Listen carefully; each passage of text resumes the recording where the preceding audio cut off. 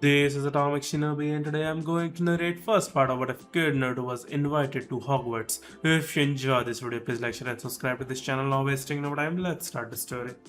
Following the incident that claimed the lives of numerous, innocent, civilians, Naruto Uzumaki, Jinchuriki of the Kyuubi no Yoko and the most despised person in Konohagakure no Sato, was deemed too dangerous and given a kill-on-sight order. The council had been waiting for their Hokage to depart from the village. The civilian council had previously arranged gatherings and gathered mobs to beat the Kyuubi's reincarnation, but what had transpired would guarantee that they would never again mess with the blonde with the whiskers. Sarutobi Hiruzen had left to form a political alliance with Kumo. The recollection was still crystal clear. Rewind. One Uzumaki Naruto was lying on the ground in a fetal position, clutching his wounds and giving the armed mob a hateful glare. He could hear them talking endlessly about completing what the Yondaime had begun and ending the demon's life. He gritted his teeth as they made fun of his bleeding self. The Kyuubi growled in irritation inside the boy's mindscape. Not this shit again, the nine-tailed beast muttered, with the third leaving the village and the Anbu turning away. This might be the end for his host. That is, until he felt all the pent-up rage pulse throughout his body along with an unidentified energy source. Unaware of what was happening, the Kyuubi asked himself, "What is that?" The blonde muttered, "I hate you." One person kicked the 10-year-old Jinchuriki in the stomach, causing him to cough up blood. Others laughed at the demon's bad luck. "What was that? Speak up, you demon," they exclaimed. He said, "I hate you," a bit louder. "You're still talky," the civilian said, unsure of what would come next. "I hate you," yelled Naruto. Every home within 30 miles collapsed in on itself before exploding in a telekinetic blast, shocking and horrifying everyone. Glass, metal, wood, and people caught in the various explosions were all suspended in midair. Only a few seconds later, everything collapsed to the ground. Naruto slowly raised himself to his elbows and looked around in disbelief. Seeing both shinobi and civilians lying on the ground, either dead or dying, he looked back and saw a woman sobbing and holding her wounds as she rubbed a body and inserted a big pipe into its chest. When he noticed that many others were in the same situation, Naruto became alarmed and pushed himself to run as quickly as he could out of the area. The flashback has ended. In the 2 weeks since the incident, many people were hospitalized. A small number of the fortunate recovered within a few months, and the less fortunate either died or became so crippled that their shinobi careers were terminated.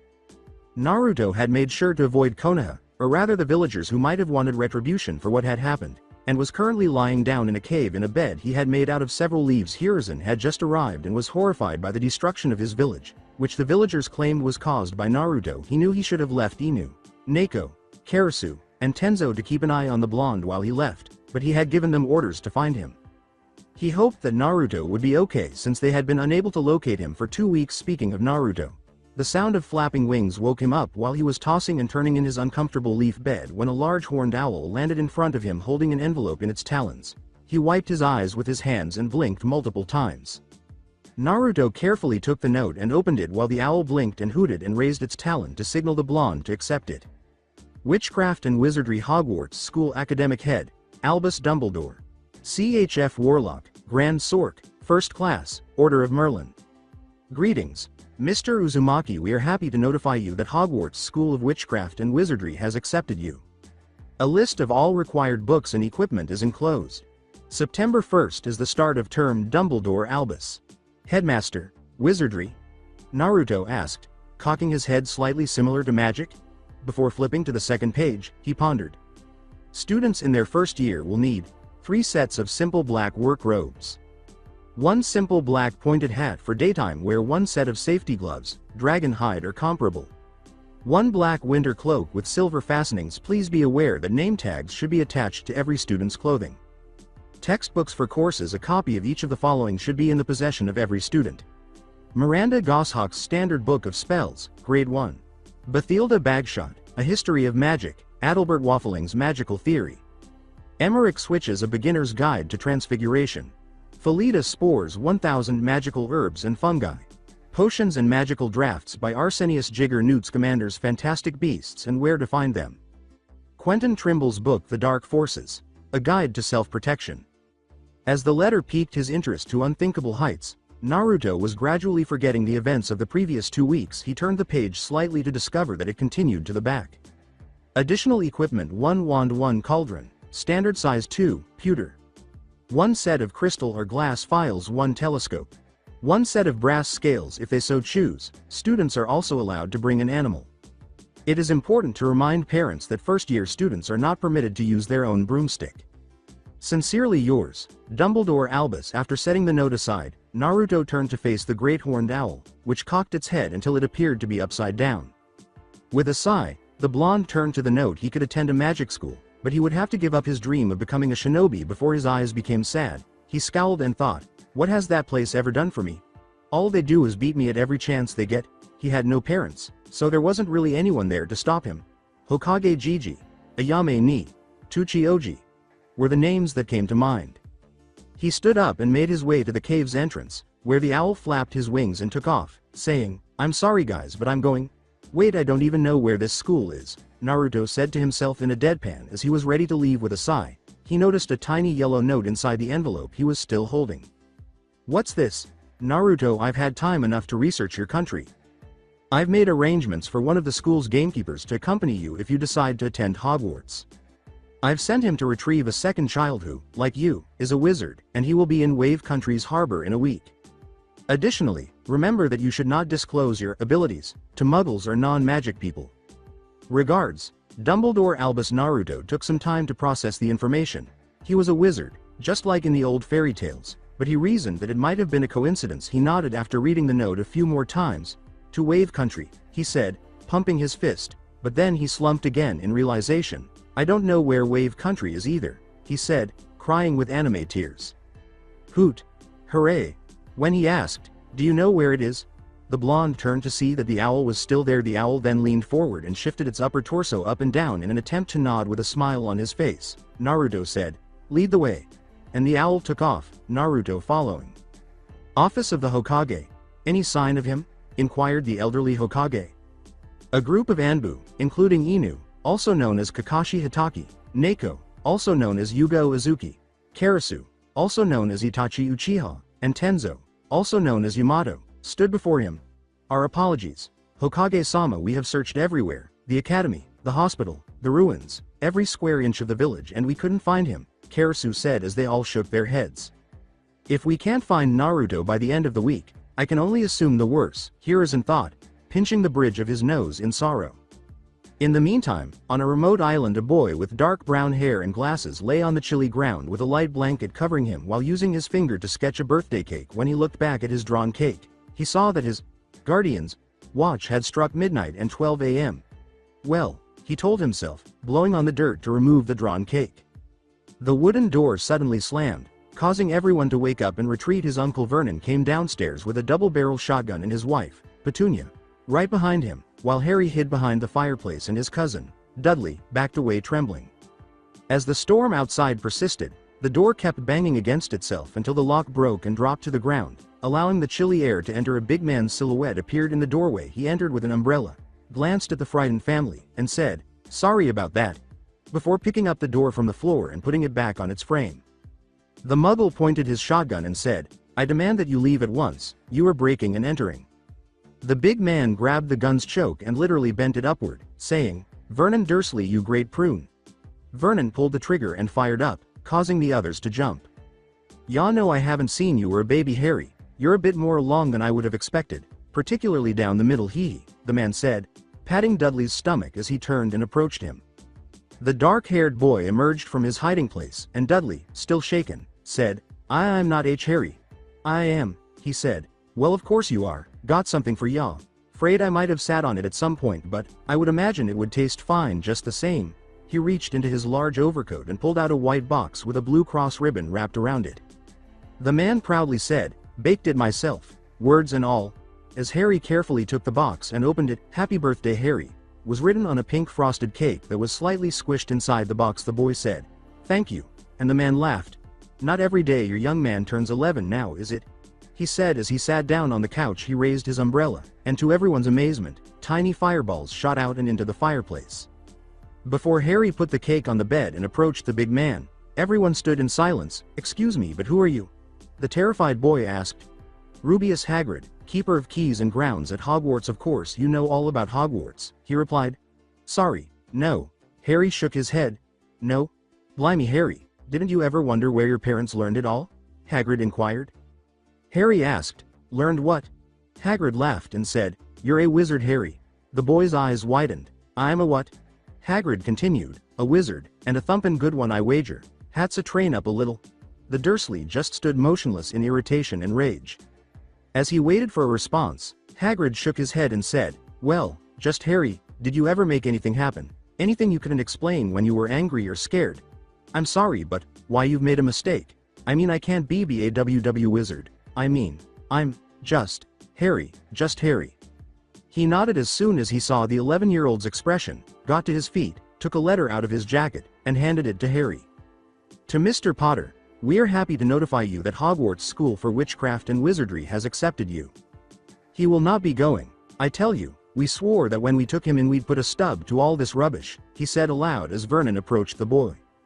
Petunia sneered, "Of course we knew, my perfect sister being who she was. My mother and father were so proud the day she got in. We've got a witch in the family, isn't it wonderful? I was the only one to see her for what she was. A freak?" Harry became enraged at this, saying, You knew all along and you never told me." Hagrid glared at her as Harry grew more irate. "And then she met that Potter, and then she had you, and I knew you would be the same, strange, just as abnormal, and then she went and got herself blown up. Now we are stuck with you," she said. Harry sighed. "Blown up? You told me my parents died in a car crash," he said. Hagrid half yelled in shock at their lie. "A car crash? A car crash killed Lily and James Potter." Dudley slipped past the group and started eating the cake. To which Petunia replied, "We had to say something. It's a scandal, it's an outrage," exclaimed Hagrid. "He won't be going," exclaimed Vernon. "Oh, and I suppose a great muggle like you is going to stop him now, are you?" he replied. Harry said, "Muggle? Non-magic folk.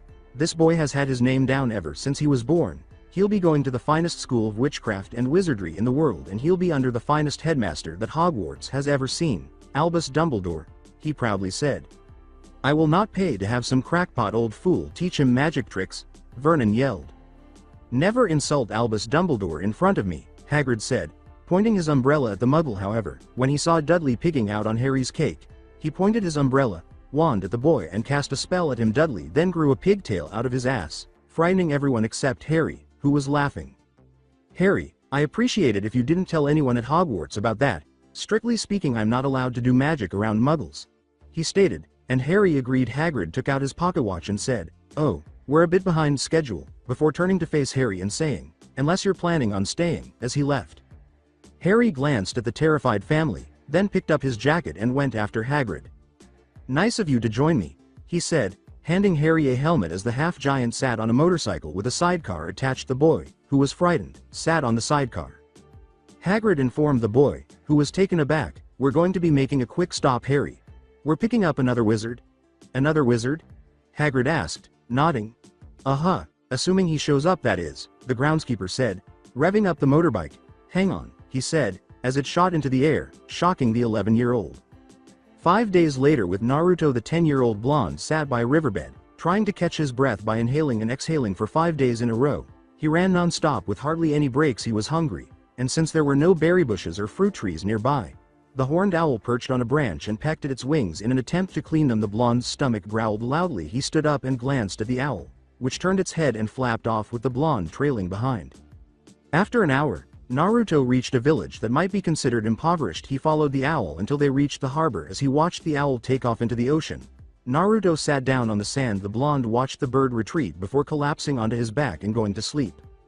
The whiskered blonde was awakened 30 minutes later by the sound of children, who were, incidentally, shouting. As he walked along the pier, he noticed a group of children hanging around the harbor. He got up and shook the sand off his body. Naruto yelled, "Hey, leave him alone!"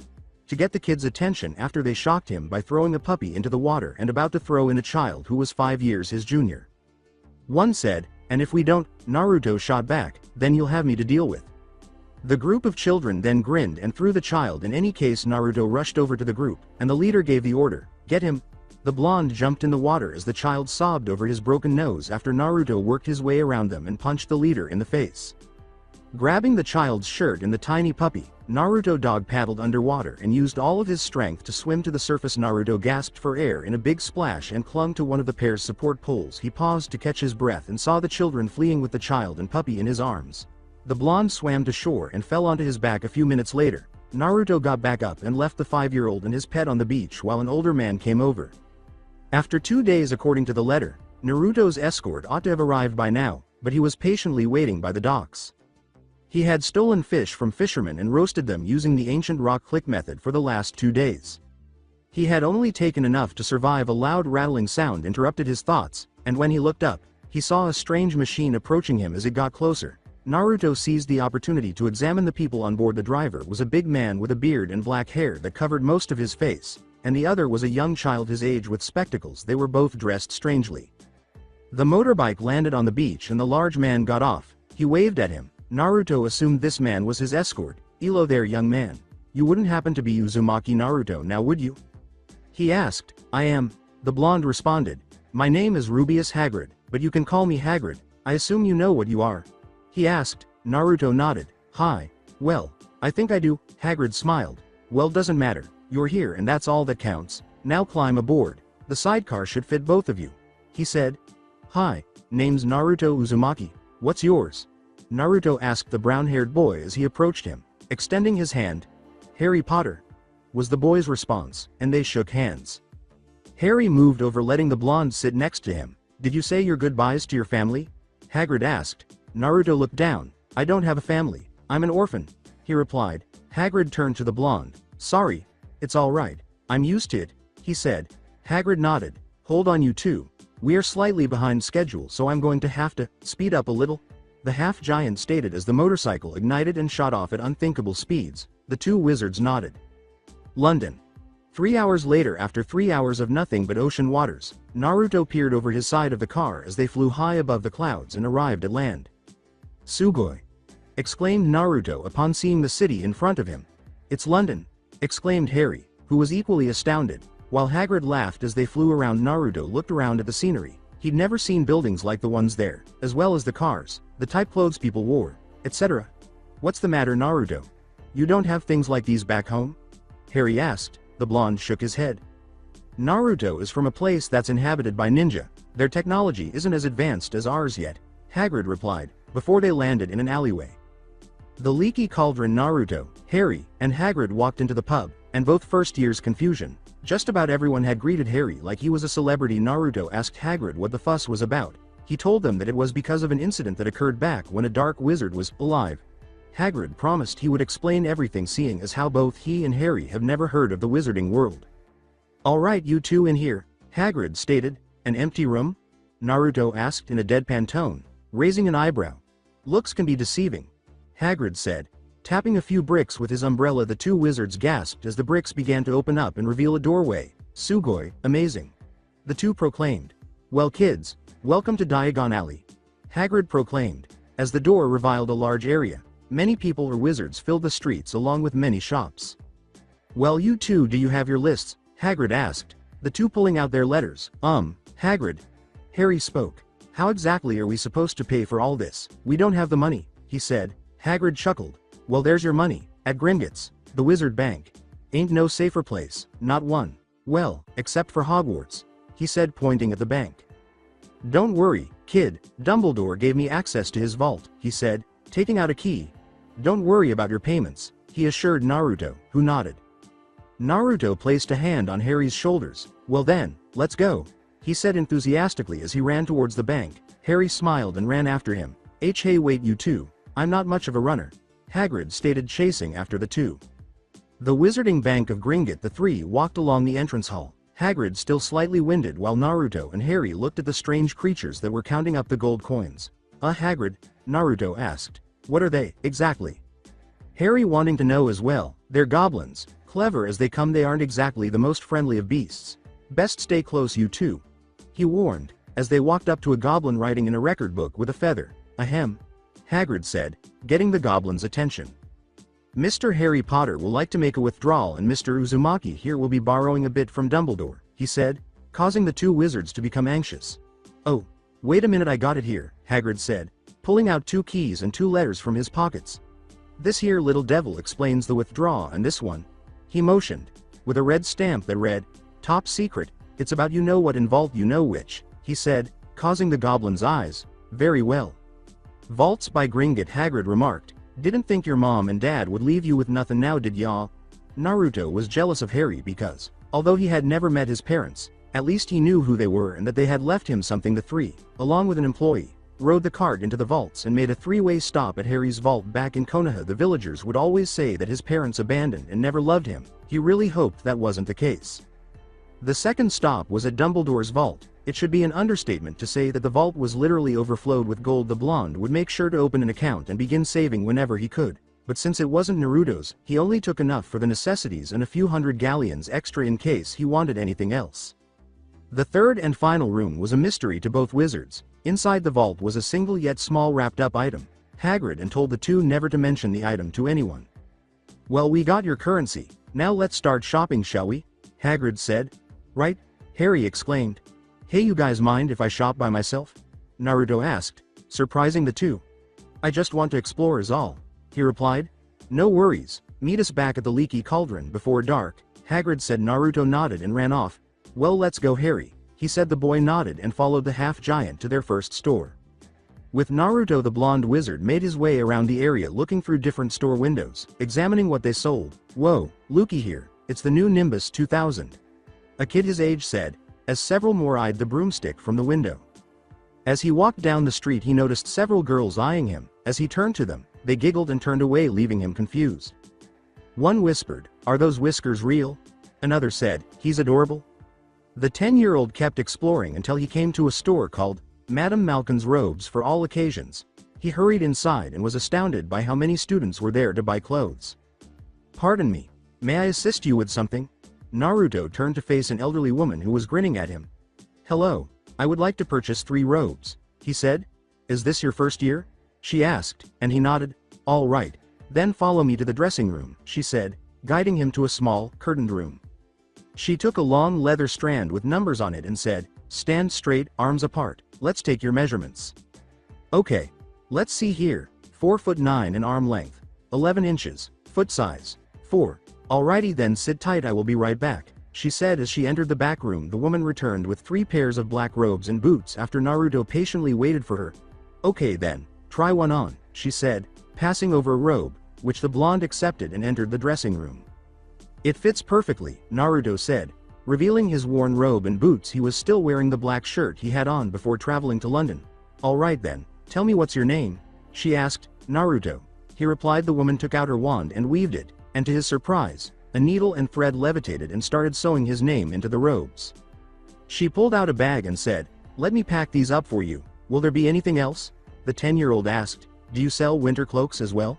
The woman nodded, and she said, "Ah, yes, I will be right back," before leaving the room. "I got your cloak, will that be all?" she said, putting a coat the same size as the robes in the bag. What is that?"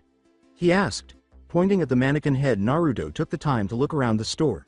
Many students had already bought their clothes, so there was no need to worry about standing in line. He turned and went wide-eyed when he saw a floating mannequin head by the window. "Oh, that," she said as she approached it and removed a cloak that exposed the remainder of the mannequin's body.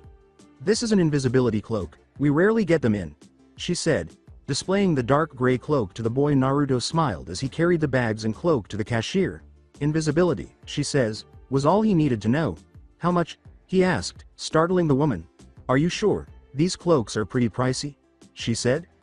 The majority of the students moaned in disappointment at the opportunity to obtain the cloak because the blonde wizard's cloak was the final one, and she left the store with a shit-eating smile. Naruto now possessed the necessary items: a trunk to store them all in, an invisibility cloak, and multiple dress robes. Alongside Harry. "Hello there, what can I help you with?" the man asked as the young wizard entered Potage's cauldron shop. "Yes, I'm here to purchase a standard-size pewter cauldron," the boy replied. The man nodded and said, "First year don't worry, I got yaw covered," before searching the back room and retrieving the cauldron. "Next items will be the files, telescopes, and scales," he said, glancing through the list as Harry and Hagrid left the store with the item. I know the place," Hagrid remarked as he pulled a cart containing the necessary books and a trunk containing his clothes. Alongside Naruto. Naruto was grateful that a wizard had given him a similar cart so he wouldn't have to carry a trunk full of clothes in addition to the other things he needed to buy as he strolled down the street. He read the sign to a store called Flourish and Blots, which was shaped like a red officer's badge with 2 quills next to each other. "Okay, let's see here, clothes," Check. Cauldron. Check. Books. Nope, he said. Never mind, he said as he entered the store with his belongings. Students were once more lining up to pick up their supplies, and staff were assisting customers and managing their purchases. What can I help you with, young man? The whiskered blonde asked, turning to face the employee. Yes, I'd like the following items, he said, displaying the list of books. Ah, first-year books, follow me, he said. Naruto followed the man to the counter, where he took out 2 large packages. We kind of expect what most students are looking for, so we prepare them, he said, adding up the price. Sorry about that, he said, picking up the girl's books. No, it's my fault, I should have been paying more attention, she said, taking the books from the blonde's hand. Naruto was about to leave after paying the amount when he crashed into someone. Itai! He exclaimed. Rubbing his head, he turned to see a downed girl with curly brown hair in casual clothing doing the same. He blushed a little and helped her up. Are you a first year too? Naruto asked, rubbing the back of his head sheepishly. The girl nodded. It's also my first time here. Diagon Alley. Naruto noticed the expression on her face and knew she was confused. He said, well, I can help you if you'd like. She smiled and said, thanks, I appreciate that. The blonde held out his hand and said, I'm Naruto Uzumaki. The girl shook it and she said, Hermione Granger, as they walked out of the store. Alongside Harry as he made his way back into the room, an elderly man exclaimed, No, definitely not. Harry carefully and slowly set the wand he was holding on the counter. He had only tried 2 wands so far, and they had already caused some damage to the store. It's not like the old man Ollivander didn't care, because most wands damage his store before the wizards find the right one. With a box in his hand, the wand maker said to himself, I wonder, before turning to face Harry and carrying it. He handed over the wand and said, 11 inches, Holly, Phoenix Feather Core. Ollivander noticed that the air in the room had slightly increased as Harry grasped the wand and felt the magical energy flowing through him.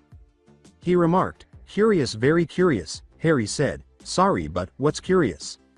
He pointed to the lightning bolt scar on Harry's forehead and remarked, I remember every wand I've ever sold, Mr. Potter, and it just so happens that the phoenix whose feather resides in your wand gave another feather, just one. It's curious that you should be destined for this wand, when its brother gave you that scar.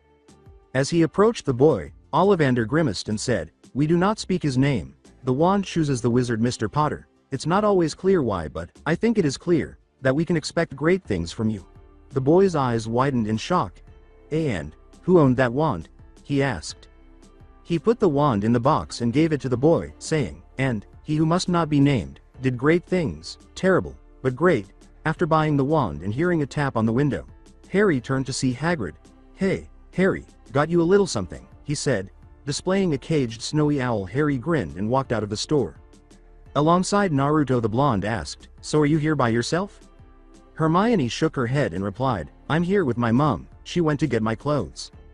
Naruto nodded and noticed, Magical Menagerie, a pet store. With a smile on his face, Naruto entered the store with Hermione at his heels. Sugoi! He exclaimed as he noticed the different animals in the store. What are you getting? He asked Hermione as she surveyed the store. I don't know, let's look around, we'll find something, she said as she left. Naruto then started to look around after leaving his and Hermione's possessions by the cashier.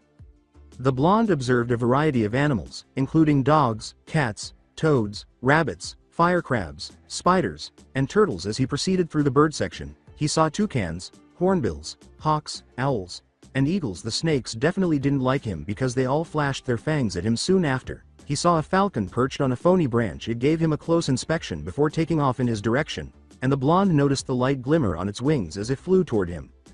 Naruto laughed when the falcon landed on his shoulder and gave him a cautious look before pressing its head against him. So you want me as your owner, huh? Alright then, let's go, he said. Given that it was a bird of prey, Naruto selected a cage, some bird seeds, and chunks of dried meat. He encountered Hermione at the cashier, who was holding a half-Kneasel cat. The cashier surprised the two by saying, Goodness, never thought I'd sell that one. Naruto questioned, Why's that? That there is a silver-winged falcon, extremely rare to come by. Their feathers are made of pure silver and are worth several galleons if sold, he continued. Now there was a number of students who wanted it as well. Thing is that whenever they got close it would act violently towards them. How you were able to do it is beyond me, he continued, bringing up the cost. After paying for their pets, the two departed the store. After giving it some thought, Hermione said, I'm going to name you Crookshanks. Petting the cat and receiving a purr in return, Naruto asked, "So what are you gonna name yours?" "What about you?" Naruto asked, stroking the falcon's wing. "I'm going to name him Sora," he said, and the falcon agreed by flapping its wings. "It means sky," he replied, receiving a nod from the brunette as Hermione cocked her head in perplexity. He asked, "So what's next?" Hermione pulled out her list. "I need to get a wand first, then get the files and scales," she replied. "Alright then, let's go," he said, pulling his cart. Hermione followed the blonde with her books and new pet. Shop for Ollivander's wands. The shop was a complete mess when Naruto and Hermione entered. Wand shelves were overturned, and a broken flower pot lay on the floor. What happened here? They asked themselves as Ollivander emerged from around the corner with a dustpan and broom. He pulled out his own wand, woven it, and swept up the broken pot with the dustpan and broom. "Oh, sorry about the mess. Using a wand tends to leave the place a little messy," he said. Ollivander said, "Now what are your names?" "Hermione Granger." "Naruto Uzumaki," he said. Never heard of either of you. Are your parents muggles perhaps?" Hermione nodded her head and said, "Yes, my parents are muggles, but they're magically aware." Naruto shrugged and said, "I never knew my parents, don't know if they were wizards or muggles." "Oh, I see. Well, don't worry, not every wizard is born with parents with the same magical ability. So let me find your wand, Ms. Granger. Let's start with you," he said, going through a number of wand boxes. After a few seconds, he returned with an 8-inch box. "Here we go, 8 inches, rosewood, Vila's hair core," he said, handing over the wooden stick. She weaved it, causing a nearby lamp to fly up and crash into the ceiling. "Apparently not," he said. Heading back for another, they waited for about 20 minutes before he returned with a light-colored box. "Give this a try, 10 inches, vine wood, dragon heartstring core." Hermione grasped it and felt the magical energy enveloped her. Ollivander laughed and said, "It seems you've found your wand, Ms. Granger." Hermione grinned and paid for her wand. "Hermione," said the girl, turning to face Mum. "Are you ready to go? I've got you everything you need." Hermione nodded. "I'll see you tomorrow at the station, Naruto," she said, waving goodbye before focusing on the elderly wandmaker. Naruto waved back. "Now for you, Mr. Uzumaki," he said, bringing out a box. After 2 hours, Ollivander and Naruto were both crying anime tears and had their heads smashed against the counter. They had tried almost every wand in the store and were unable to find the correct one. Sora, who was sitting on top of Naruto's possession, was sweating profusely at the sight. "Not once has a wizard been rejected by so many wands," Ollivander said in shock. "I'll look around the back. Hopefully we'll find one," he said, limping to the back room. "Okay," Naruto muttered weakly. Ollivander looked around the back room until he came across a locked black wand box. Could it be? Is he the one destined for this wand? He asked himself as he picked it up. He swallowed and hoped that the blonde wizard was the one who was meant to use it. As Ollivander approached him, Naruto looked up from the counter. He opened a drawer and took out a key, which he used to open the box. Naruto could hear the man's anxiety as he said, "Here, try this one. 13 inches, ebony wood, Dementor bone core," he said, passing the wand, which had a strap of black and red leather. Every item in the store levitated off the ground before falling as Naruto slowly took the wand and felt the magical energy flow through him. The old wand maker turned to Naruto, who said, "That wand, Mr. Uzumaki, is possibly the most dangerous wand I've ever made. The core used was made from the bones of a Dementor." "Curious," Ollivander said, "just like Mr. Potter." "What's a Dementor?" "A Dementor is one of the most foul creatures that inhabit our world. They feed off human happiness, eating away every last memory with the emotion. If stayed around them too long, they will eventually suck out your soul and turning you into an empty husk," he said with apprehension. He inquired, "How were you able to get it?" "The black market." "Listen, Mr. Uzumaki. The reason why this wand is so dangerous is because it only chooses one wielder and no other. If anyone that isn't its chosen one attempts to wield it, they suffer the same effect they would against a Dementor," he said, shocking the blonde wizard who was staring at his weapon. "I always believed that wand was my biggest mistake, but here it, with its proper wielder." Ollivander grinned after a brief period of silence. He surprised Naruto by saying, "Keep the wand. Free of charge, just keep it," he said with a smile, making Naruto smile. "Arigato." He bowed before grabbing the box and heading out of the store with his belongings. "I know both you and Mr. Potter will do great things." Before turning to face the enormous mess that had once been his shop, Ollivander remarked to himself, like this for example, in a deadpan tone. 8:15 p.m. The leaky cauldron sitting at a table. "Naruto, Harry and Hagrid were eating stew while Naruto was chatting to Hagrid about all the interesting things he saw while feeding Sora little chunks of meat. Hagrid noticed that Harry was using his spoon to make circles in his stew. Hagrid said, "You okay, Harry? You seem very quiet." Naruto turned to face his friend who wore glasses. Both wizards turned to the groundskeeper as Harry touched his scar and said, "You know Hagrid, I know you do. He killed my parents, didn't he? The one who gave me this." Naruto gasped a little. "First, and understand this you too, cause it's very important, not all wizards are good, some of them go bad. A few years ago there was this one wizard who went as bad as you can go, and his name was V." Hagrid sighed and pushed his bowl aside. The mere mention of the wizard's name made Hagrid shudder. Naruto said, "Why don't you write it down?" Hagrid gave a headshake. "No, I can't spell it." "All right, his name was Voldemort," he murmured. The two repeated, "Voldemort," a little too loudly to draw attention.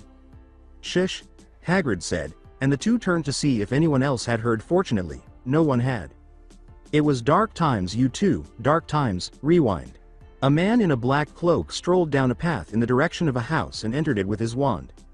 Voldemort started gather up some followers, brought him over to the dark side. Anyone stood up to him ended up dead. Your parents fought against him, but nobody lived. Once he decided to kill him.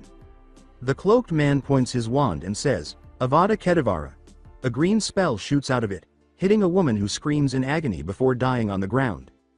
"You are the only one," Hagrid uttered. "The flashback has ended." Harry questioned incredulously, "Me? Voldemort tried to kill me?" Naruto was equally astounded. "Yes, that ain't no ordinary cut on your forehead, Harry. A mark like that only comes from being touched by a curse, and an evil curse at that," explained Hagrid.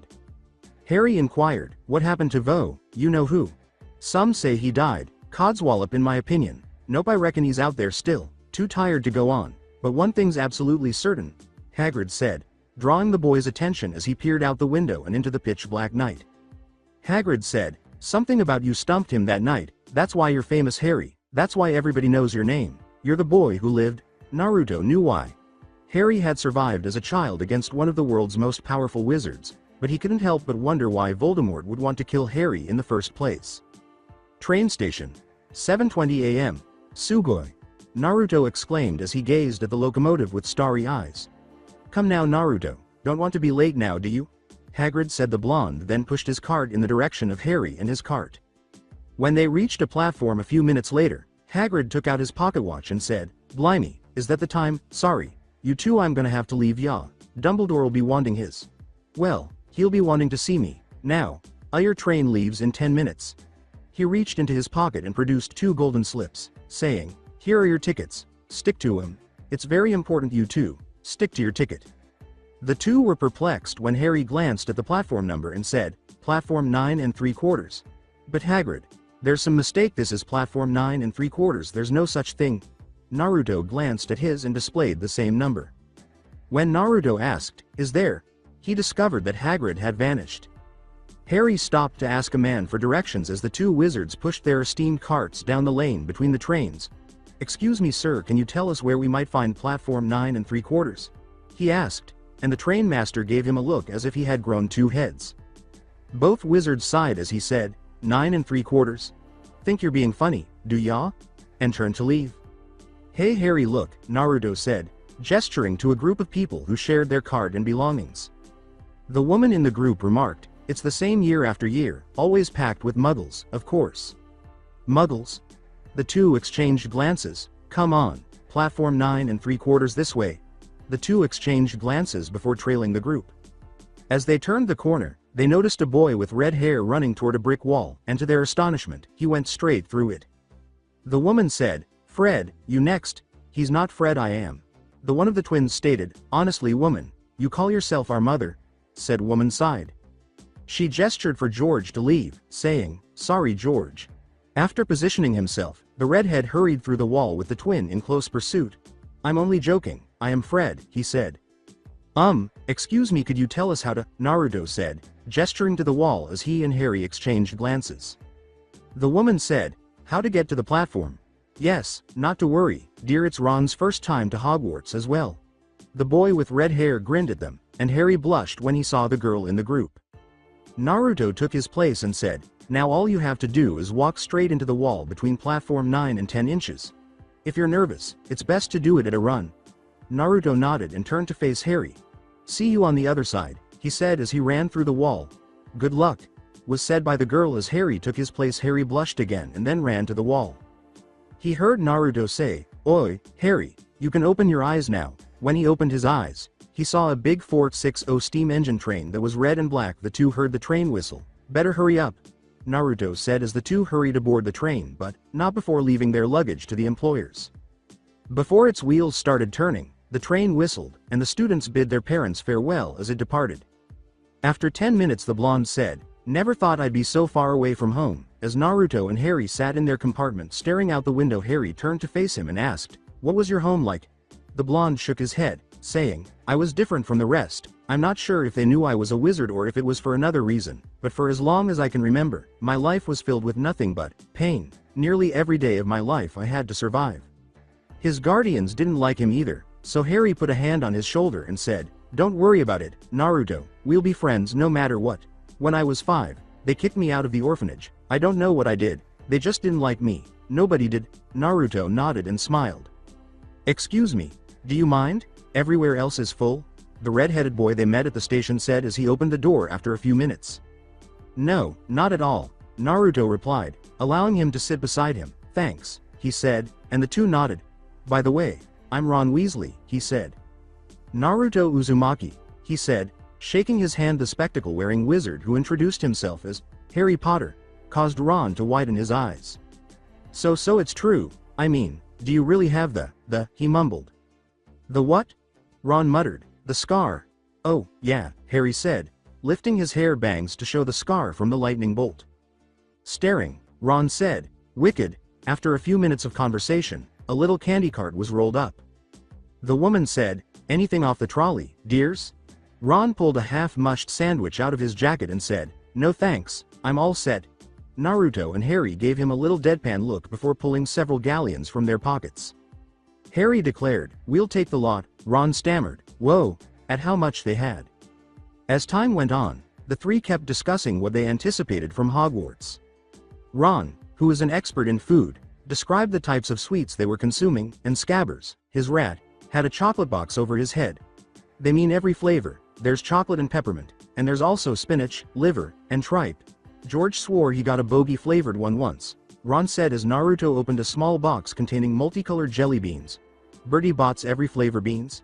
He read. Naruto stopped eating after hearing this and spat out the bean in his mouth. Harry asked, "These aren't real chocolate frogs, are they?" As he picked up a golden blue package, he said, "It's only a spell. Besides, it's the cards you want. Each pack's got a famous witch or wizard. I got about 500 myself." When Harry opened the box, they were shocked to see a chocolate frog jump out through the opening after leaping onto the glass window. Ron said, "That rotten luck, they've only got one good jump in them to begin with." Naruto chose his own chocolate frog and devoured it before it could jump. Nuts and caramel," he remarked. Harry declared, "Hey, I've got Dumbledore." As he gazed at the headmaster's holographic image, Ron turned to face his car and said, "Oh, that's Kingsley Shacklebot. He's a wizard that works for the Ministry of Magic." Naruto glanced at his card, which depicted a dark-skinned man dressed in a regal violet outfit. "Who's he?" the blonde asked. "Hey, he's gone," was Harry's comment as Dumbledore's image vanished after he glanced at Naruto's card and then returned to his. When Ron's rat emerged from a bag, Naruto moved his hand away. "Well, you can't expect him to hang around all day, can you?" Ron said. Harry and Naruto set aside their cards and carried on eating. Ron looked at his pet and said, "This is Scabbers, by the way. Pitiful, isn't he?" The other two wizards said, "A little. Fred gave me a spell to turn him yellow. Want to see?" "Yeah," exclaimed Harry and Naruto as he was about to begin the enchantment. The door opened. "Hey, has anyone seen a toad?" A boy named Neville lost one, a familiar girl asked. "Hermione," Naruto exclaimed, jumping up and giving her a hug. "Naruto, where were you? I couldn't find you at the platform," she asked. "We got there a little late, sorry about that," he said. Hermione nodded before noticing Ron with his wand out. She gestured for him to begin, saying, "Oh, you're doing magic? Let's see then." Ron cleared his throat once more and exclaimed, "Sunshine, daisies, buttermellow, turn this stupid fat rat yellow," as he zapped Scabbers, who squeaked. Was that supposed to happen?" Naruto asked, adding, "Are you sure that's a real spell? It's not very good, is it? Of course I've only tried a few simple spells myself and they've all worked for me, for example," she said as she sat down directly across from Harry and pointed her wand at him. "Oculus Reparo!" she exclaimed, and in a flash, the broken noseband from Harry's glasses was fixed. "That's better, isn't it? Holy cricket, you're Harry Potter, I'm Hermione Granger. And you are?" she asks after Harry removes them and examines them. "Ron Weasley," he says, his mouth full. "And I'm Naruto." The blonde points to himself. "Naruto, we've already met," she says. "I know, I just didn't want to feel left out," he said, making them all perspire. As she exited the compartment, she said, "Well, you three better change into your robes, I expect we'll arrive soon. Oh, and Naruto, you've got some chocolate on your lip," she said, licking her thumb and wiping it off before she left. Naruto blushed wildly and saw the looks the other two were giving him. "Don't say a word," he said. 10 minutes later at Hogwarts Station, the students start to get off the locomotive a few minutes after the train whistles as it completely stops. "Right, then, first years. This way, please, come on now, don't be shy. Hurry up," exclaimed Hagrid as Naruto, Harry, and Ron, now dressed in their school robes, got off the train and saw the half-giant strolling beside them holding a lantern. "Hello Harry, Naruto," he said. "Hey Hagrid," they said nonchalantly as the three approached him. Ron gaped at the half-giant. "Whoa!" Ron exclaimed. He reassured him, saying, "Don't worry about that, they'll be in your rooms by the end of the day." Naruto nodded and hurried up to the boats with Harry and Ron. "Right then, this way to the boats. Come on now, follow me," he said. "What about our luggage?" Naruto asked. A short while later, a number of boats are seen plugging across a large lake. Harry and Ron are in one of the boats, and Naruto is paired with Hermione. They looked up to see a massive castle in the distance, and everyone stared in wonder. "Sugoi, wicked," was said by both Ron and Naruto. In the meantime, in Konoha, as everyone in the streets celebrated Hiruzen's declaration of Naruto's death, he sat in his office and glared at them. "The fools," he muttered angrily, and then the door flew open, revealing Hokage-sama. A doctor hurried in, asking, "What is it?" "She's awake," he said, and Hiruzen went wide-eyed before leaving the room, the doctor following him. Hospital in Konoha. A fiery red-haired woman sat up from her bed, and the nurses stayed away. Hiruzen rushed in and gulped. "Hiruzen," she said. "Kei Kushina. How are you doing?" he asked. "Where is he?" she asked. Hiruzen grimaced and closed his eyes. "Hiruzen, where is my baby?" she yelled. The nurses and doctors were either unconscious or on their knees, and Hiruzen Sarutobi was literally perspiring from the sheer amount of murderous intent Kushina was displaying. "I won't ask again, Sarutobi. Where is my baby?" she sneered. The redhead stared at the elderly Hokage in disbelief as he said, "Kushina, we don't know." "What do you mean you don't know?" she demanded, and Hiruzen swallowed. Kushina didn't care about them, he claimed. 3 weeks ago, I left the village for a political meeting to form an alliance between us and Kumo. When I returned, a portion of the village was leveled down, and most of our forces are now hospitalized. Does it look like I care about what happened to the village? Get to the point already, she said. This caught Kushina's attention. Kushina, reports say that it was Naruto that caused it. What? I don't know. We've interrogated most of the villagers, but no one would give us an actual answer. Kushina, we've searched everywhere. Every square inch of this village and every area around the borders to Fire Country. We've searched other villages. No one has seen Naruto, he said with a wide-eyed grin. He closed his eyes, refusing to see Kushina, and said, "We couldn't find him, so I pronounced him dead."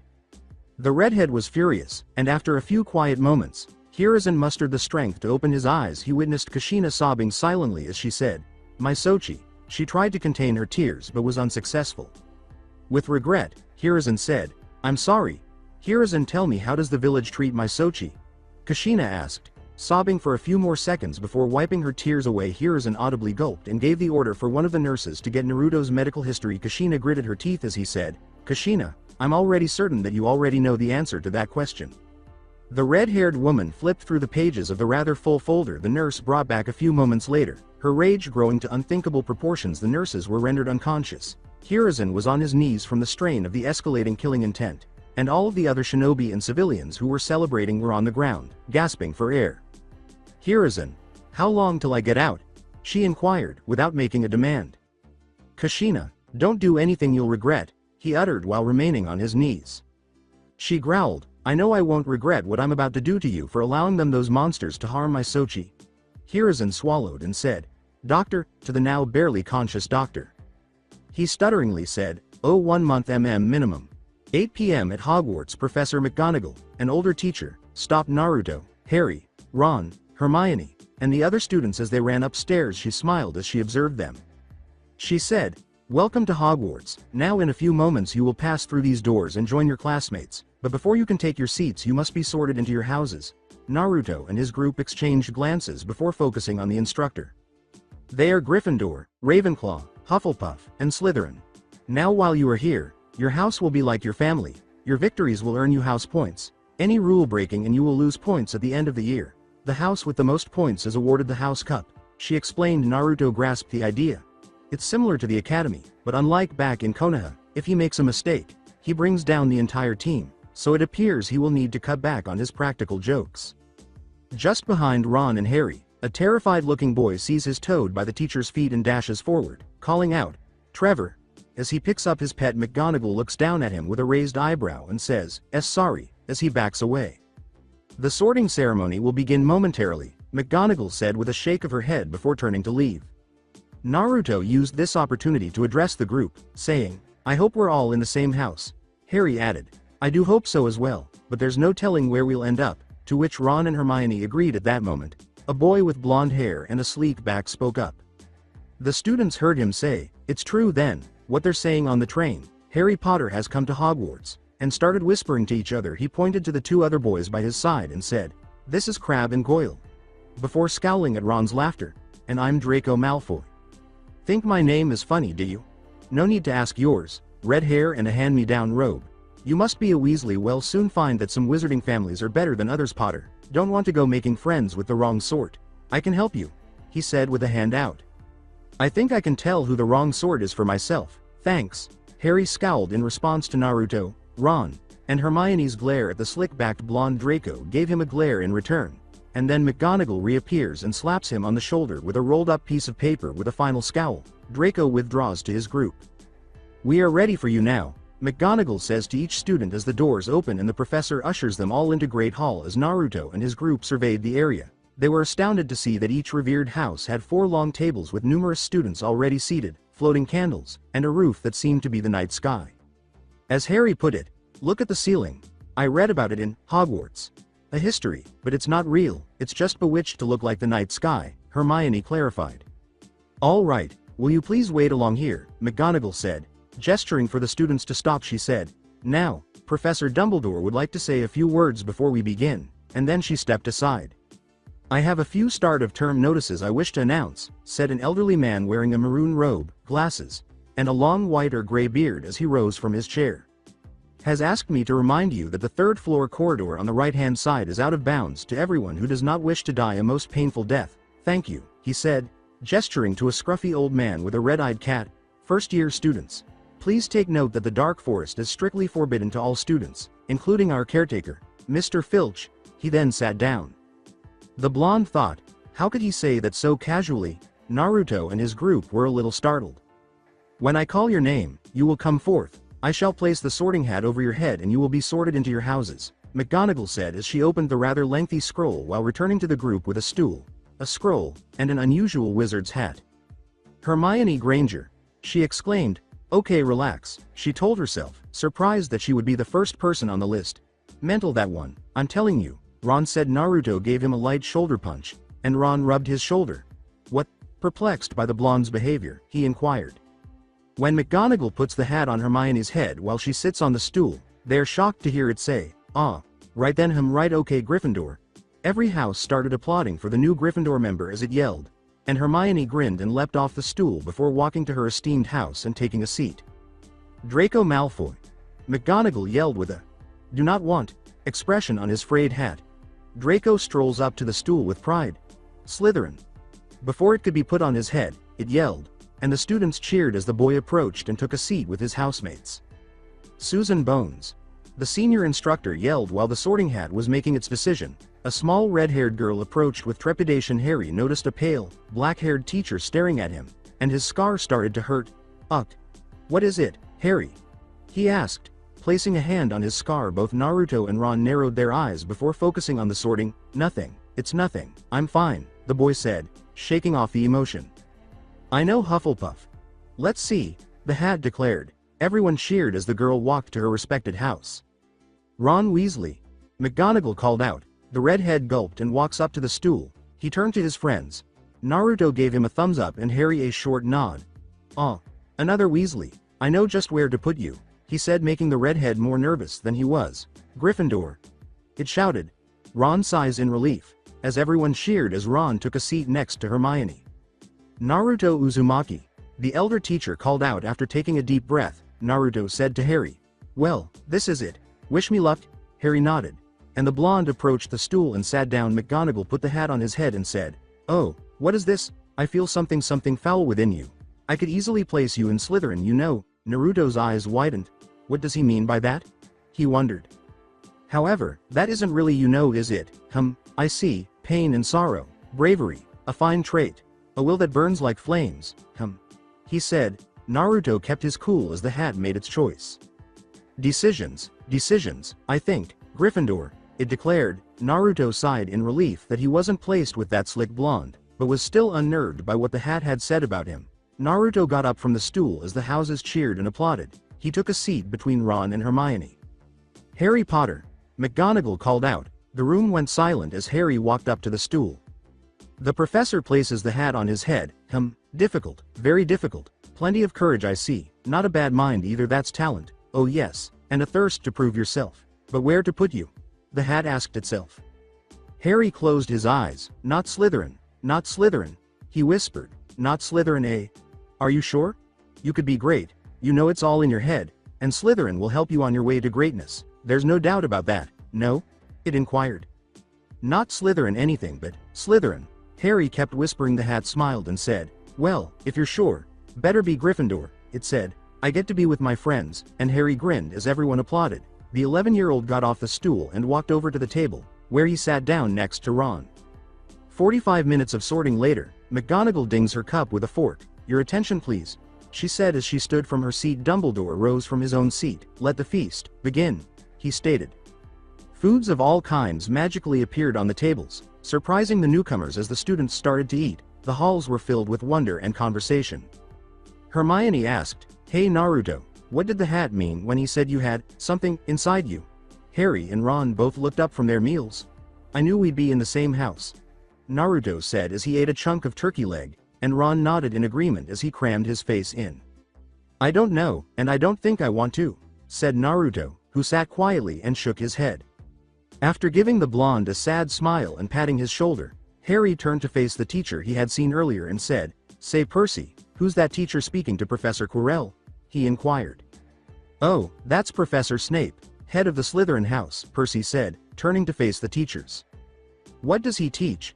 Before continuing to eat, Percy says, "Potions, but everyone knows it's dark arts he fancies. He's been after Quirrell's job for years." A ghost head appears as Naruto and Ron reach for a chicken wing, frightening them both. "Hey, how are you?" the ghost said. "Welcome to Gryffindor." As he took off, as he did so, more ghosts began to pour out of the walls and sail through the air. A girl called out to Naruto, "Look, it's Bloody Baron." "Hello, Sir Nicholas, have a nice summer?" he asked, turning to see the same ghost from earlier floating close to the table. Percy inquired. The ghost slumped as it drifted off, saying, "Dismal, once again, my request to join the Headless Hunt has been denied." Ron recognized him and said, "Hey, I know you. Nick, you're practically headless." The redhead made a point. Harry and Naruto both thought, nearly headless? The ghost shot back, "If you don't mind, I prefer Sir Nicholas. Almost without a head. How is it possible to be almost headless?" The ghost turned to face the newcomers when Hermione asked, "Like this?" He then grabbed his head and pulled it to the side. Naruto and his group fought the urge to gag because the ghost's head was barely hanging onto their neck. Before the houses made their way to their respective dorms, the feast went on for another 30 minutes. Naruto, Harry, Ron, and Hermione watched the other students as they made their way to their dorms, with multiple staircases changing to a different route. As they ascended the stairs, Percy said, "Keep up, please, and follow me, quickly now, come on, come on." Naruto was astounded by the numerous paintings hanging against the wall, even more so because the subjects of the paintings were able to move and speak. Neville said, "Seamus, that picture's moving," while pointing. The words, "Look at that one, Harry," came from Ron. Ron retreated a little from the painting when Harry said, "I think she fancies you." Before continuing their journey, Naruto and Hermione waved to a man in a painting who said, "Welcome to Hogwarts." They came upon a large painting of a large woman wearing a pink dress as the house got closer to its dorm. "What is the password?" she inquired. "Follow me, everyone, keep up, quickly, come on," Percy said as he entered the dorm with the others following. "Caput Draconis," he said, and the woman nodded. The painting then opened to reveal a gape through the wall. "Gather round here," Percy said as the students came in, the painting closing behind the final boy. "Welcome to the Gryffindor common room. The girls' dormitories are on your right, and the boys are upstairs and down to your left." As the students made their way to their gender-based dorms, he said, "You'll notice that your belongings have already been brought up." Naruto discovered his possessions on his bed, which was situated between Fred's and George's beds. "Whoa!" The blonde changed into his pajamas and put his trunk and belongings at the end of the bed, but before he could fall asleep, he saw a piece of paper on his bed and turned to see that everyone had a similar slip. "Niece, silver-winged falcon," George said as Naruto stroked Sora's neck with his finger, his prank senses tingling as the twins passed him. He unfolded the note. Wednesday, Friday, and Monday. 7:45 a.m. to 8:30 a.m. Potions Transfiguration from 8:50 to 9:40 in the morning. 10 to 11:45 a.m. Defense Against the Dark Arts. 11:45 a.m. to 12:30 p.m. for lunch. Magical History, 12:45 to 1:30 p.m. 3:30 p.m. to 4:15 p.m. Flight Astronomy from 12 o'clock to 12:30 on Wednesdays only. Thursday and Tuesdays 7:45 a.m. to 8:30 a.m. Potions. Herbology from 8:50 to 9:40 a.m. Charms from 10 to 11:45 a.m. 11:45 a.m. to 12:30 p.m. for lunch. "Oh, this is my schedule," he thought to himself after setting Sky's cage close to the window and placing the note on top of his trunk. The blonde went to the bathroom to brush his teeth before collapsing into bed and falling asleep. 6:30 a.m. the following morning when Sky nuzzled its beak against his hair. Naruto woke up. He then saw the other students getting dressed and changed from his pajamas to his school robes, which now had red highlights and a Gryffindor emblem on the upper left chest section. After grabbing his schedule and the necessary books, Naruto went upstairs to join his classmates. He smiled and said, "Ohio, Hermione." The brunette turned and waved hello. Asking where Harry and Ron were as they gazed at the stairs, he inquired. "I don't think they've woken up yet," she said. As she guided Naruto to the Great Hall, the brunette remarked, "Well, I'm sure they'll wake up before class starts. Come, we've got plenty of time to study beforehand." The Great Hall. Naruto and Hermione sat down next to each other as they reviewed their schedule. The Great Hall, like most schools, served as both the auditorium and the cafeteria. Many students sat at their respected tables, eating simple meals like cereal, bacon and eggs, oatmeal, fruit, etc. "We've got potions first with Professor Snape, so," Naruto said, pulling out his book, Magical Drafts and Potions. With Hermione, the two read the book and made notes in a notebook with leather straps. As he read the contents, Naruto picked up some eggs and bacon to put on his plate. So far, he had noted the kinds of materials used to make potions, their functions, and their locations. As she gobbled up a spoonful of cereal, Hermione was doing the same. "Hey Hermione, do you know what standard ingredient is?" he asked. She looked down from her book. "Yes, it's a herb, or rather a mixture of herbs with many magical applications and properties that are used as an ingredient," she responded. "Arigato," he said, jotting it down for later use because, God knows, they'll probably question him about it in class. Naruto kept taking notes. Thus far, he has learned about Bezoar, a stone-like mass extracted from goat stomachs that, although it doesn't work on all poisons, acts as an antidote for the majority of them. Poisons are dissolved using unicorn horns, an ingredient with purifying qualities.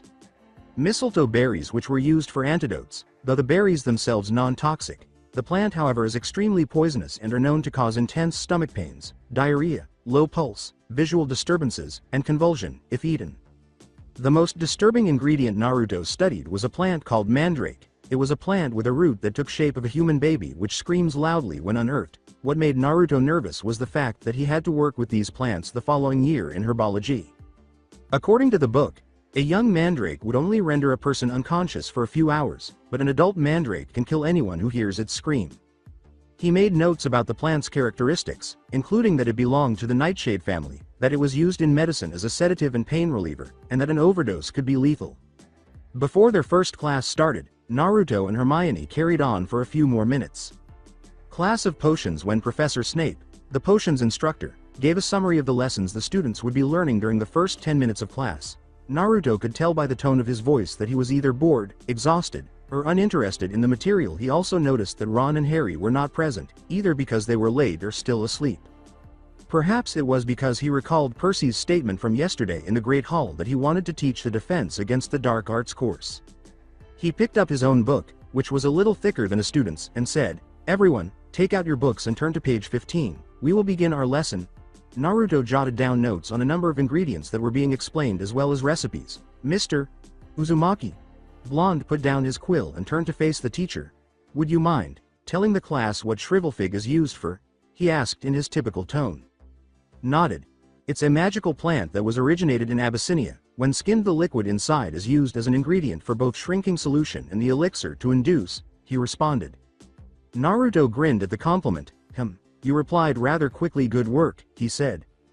After a few minutes, Snape decided it was time for the last lesson of the day.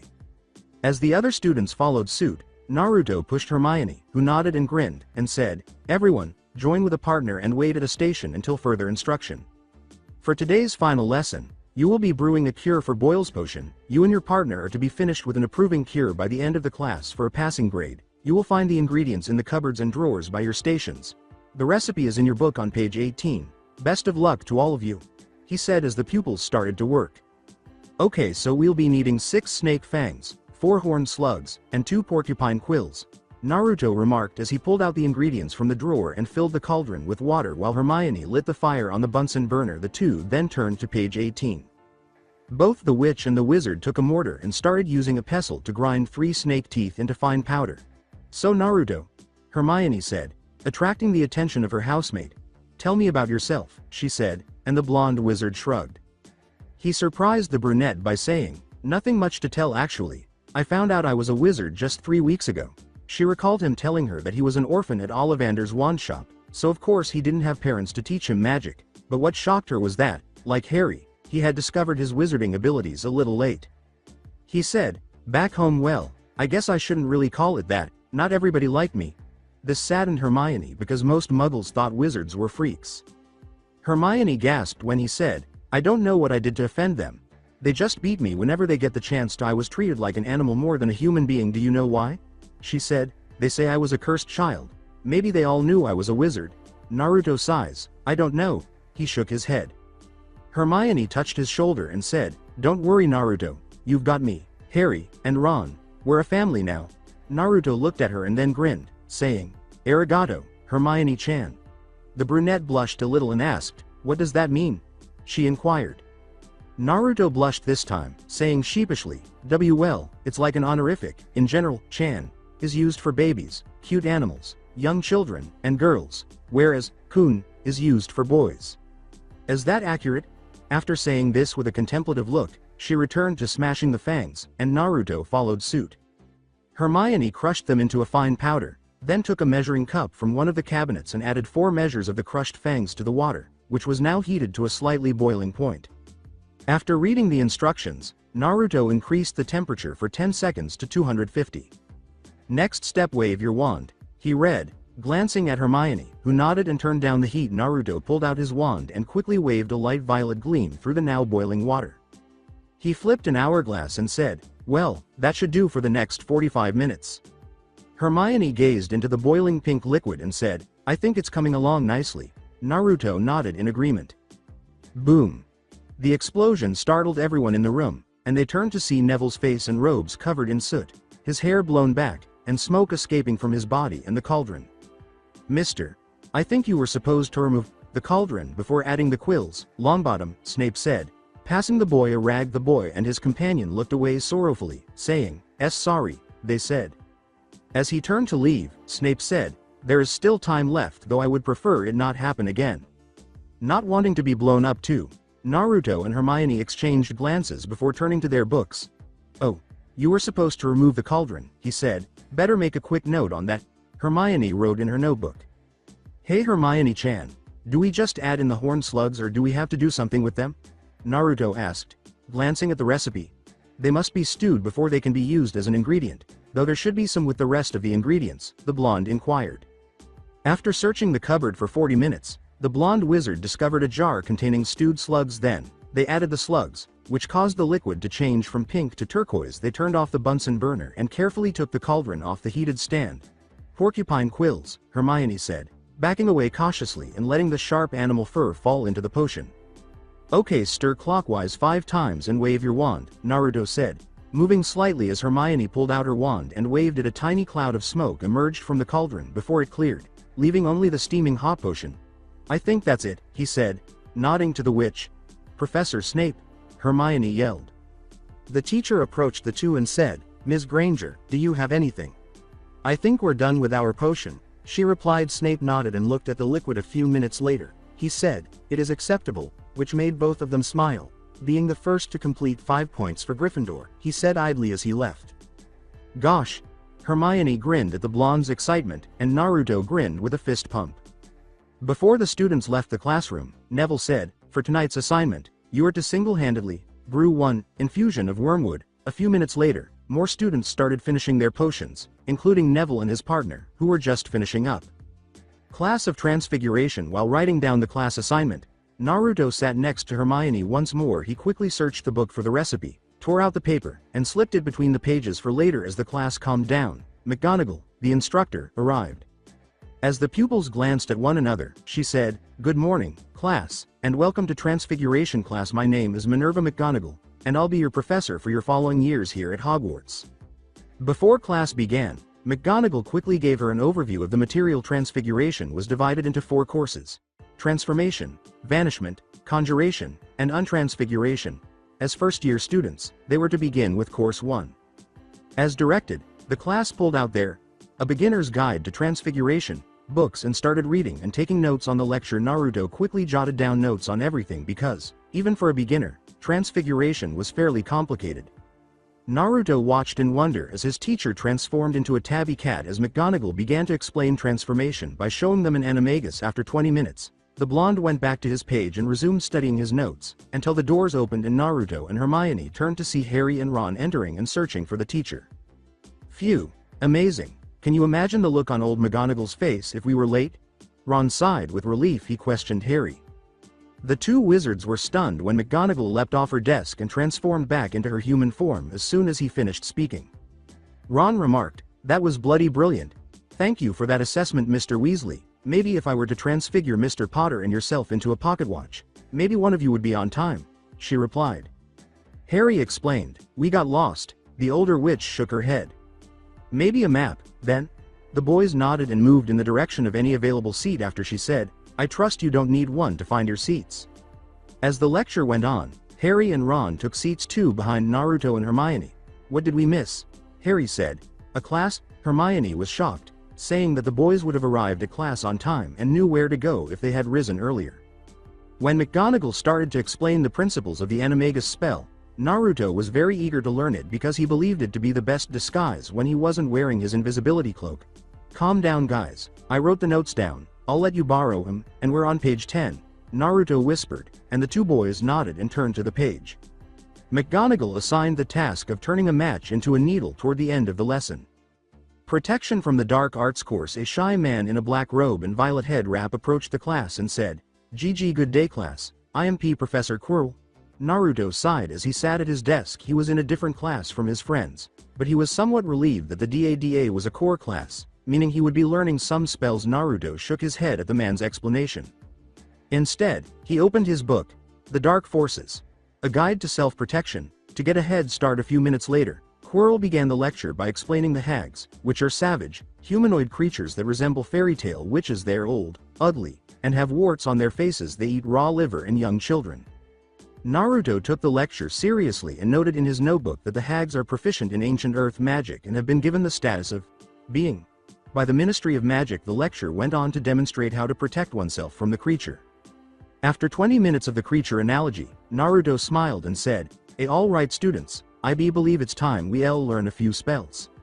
The timid teacher said, Because you're all first years, I will only be teaching you a few C charms. Charms serve as supportive spells and are really useful outside a battle. While not many Slytherin students scoffed because they wanted to learn more deadly spells, the majority of students nodded their heads in agreement. Go to page FF51. The first spell you will learn is Lumos, which is one of the most basic and practical spells. A tiny but brilliant light shone at the tip of his wand as he lifted it and spoke. As the light from his wand faded, he remarked, and not only can this spell illuminate the dark but it can also repel spectral foes, such as Gitroshes and malevolent spirits. Go on give it a try. Alright.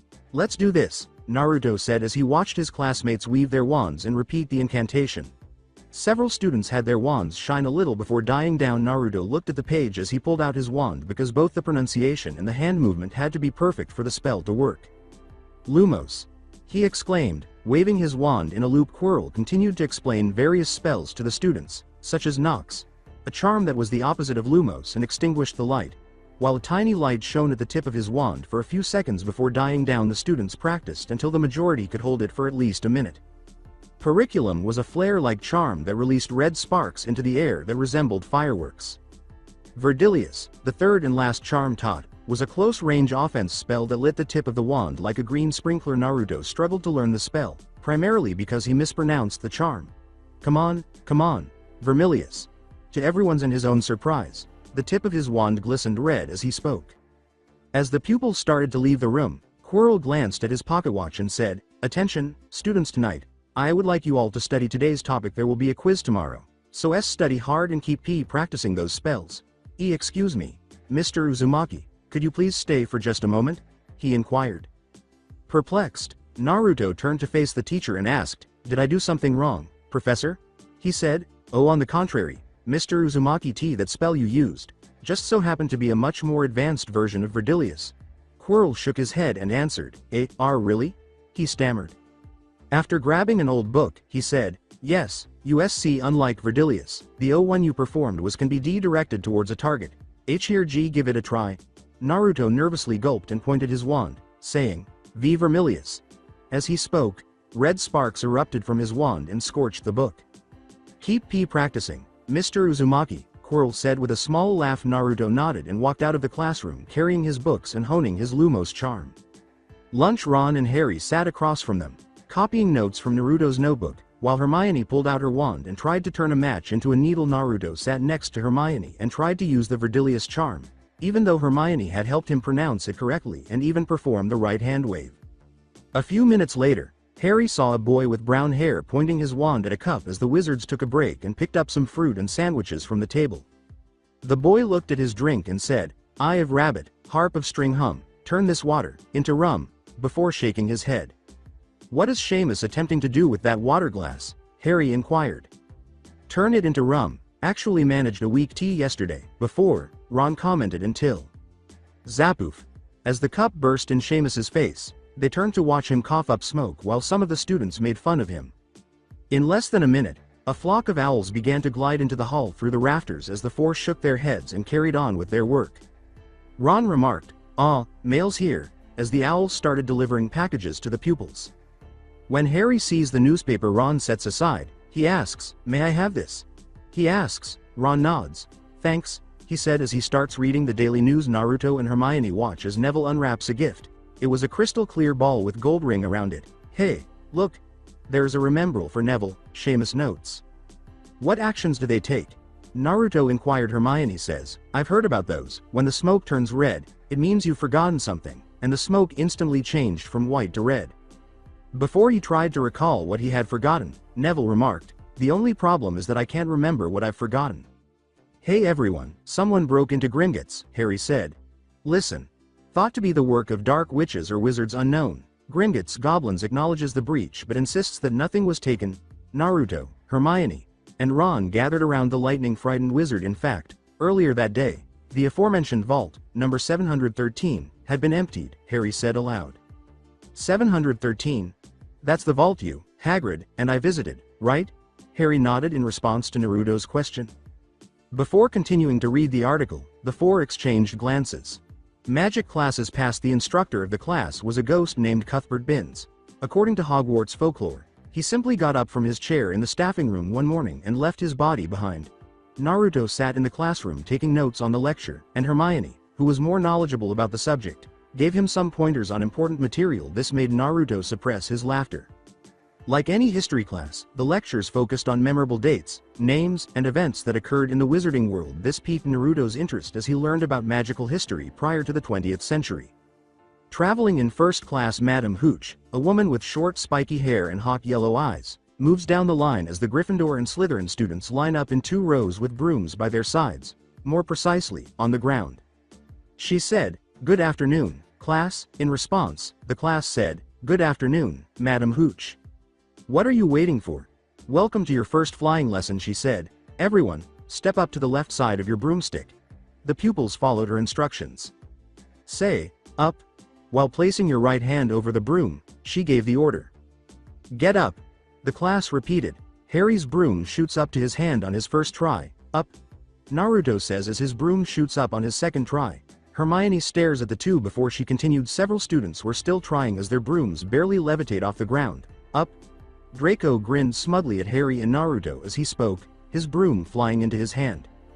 "Up." Ron shouts, before his broom shoots up and crashes against his nose. He holds his nose in pain while Naruto and Harry snicker. "Shut up, you two," he says. After a little while, everyone had their brooms in hand. The flight instructor said, "Now, I want you to mount your broom and grip it tight. You don't want to be sliding off the end. When I blow my whistle, I want each of you to kick off from the ground, hard," the teacher says, and the class complies. "On my whistle, hold your broom steady, hover for a second, then lean forward a little and touch down again. 3, 2, tweet," she uttered prior to blowing her whistle. With a terrified expression on his face, Neville instantly lifts off the ground as they are about to begin. Naruto and a few other students in the class stared in disbelief as the boy levitated higher into the sky. Neville whimpered, "Oh, Mr. Longbottom," Hooch remarked worriedly. "What are you doing, Neville?" As Neville started to soar through the sky, the students kept saying things like, "We're not supposed to take off yet," and, "Oh." The boy cries as he shot off like a bullet. "Neville." The students shouted, "Down, down, ah." He shouted as his broom repeatedly crashed into a wall before taking off in a different direction. When the uncontrollably rampaging broom started to charge at the students, Hooch held out her wand in an attempt to stop it. Naruto grabbed Harry and Hermione and the other students scattered. The broom flew past a statue of a man brandishing a sharp spear, and Neville's cloak caught on it, pulling him off his broom and dangling high above the ground. Neville screams in fear as he speeds through the open path where the first years once stood. "Oh, assist."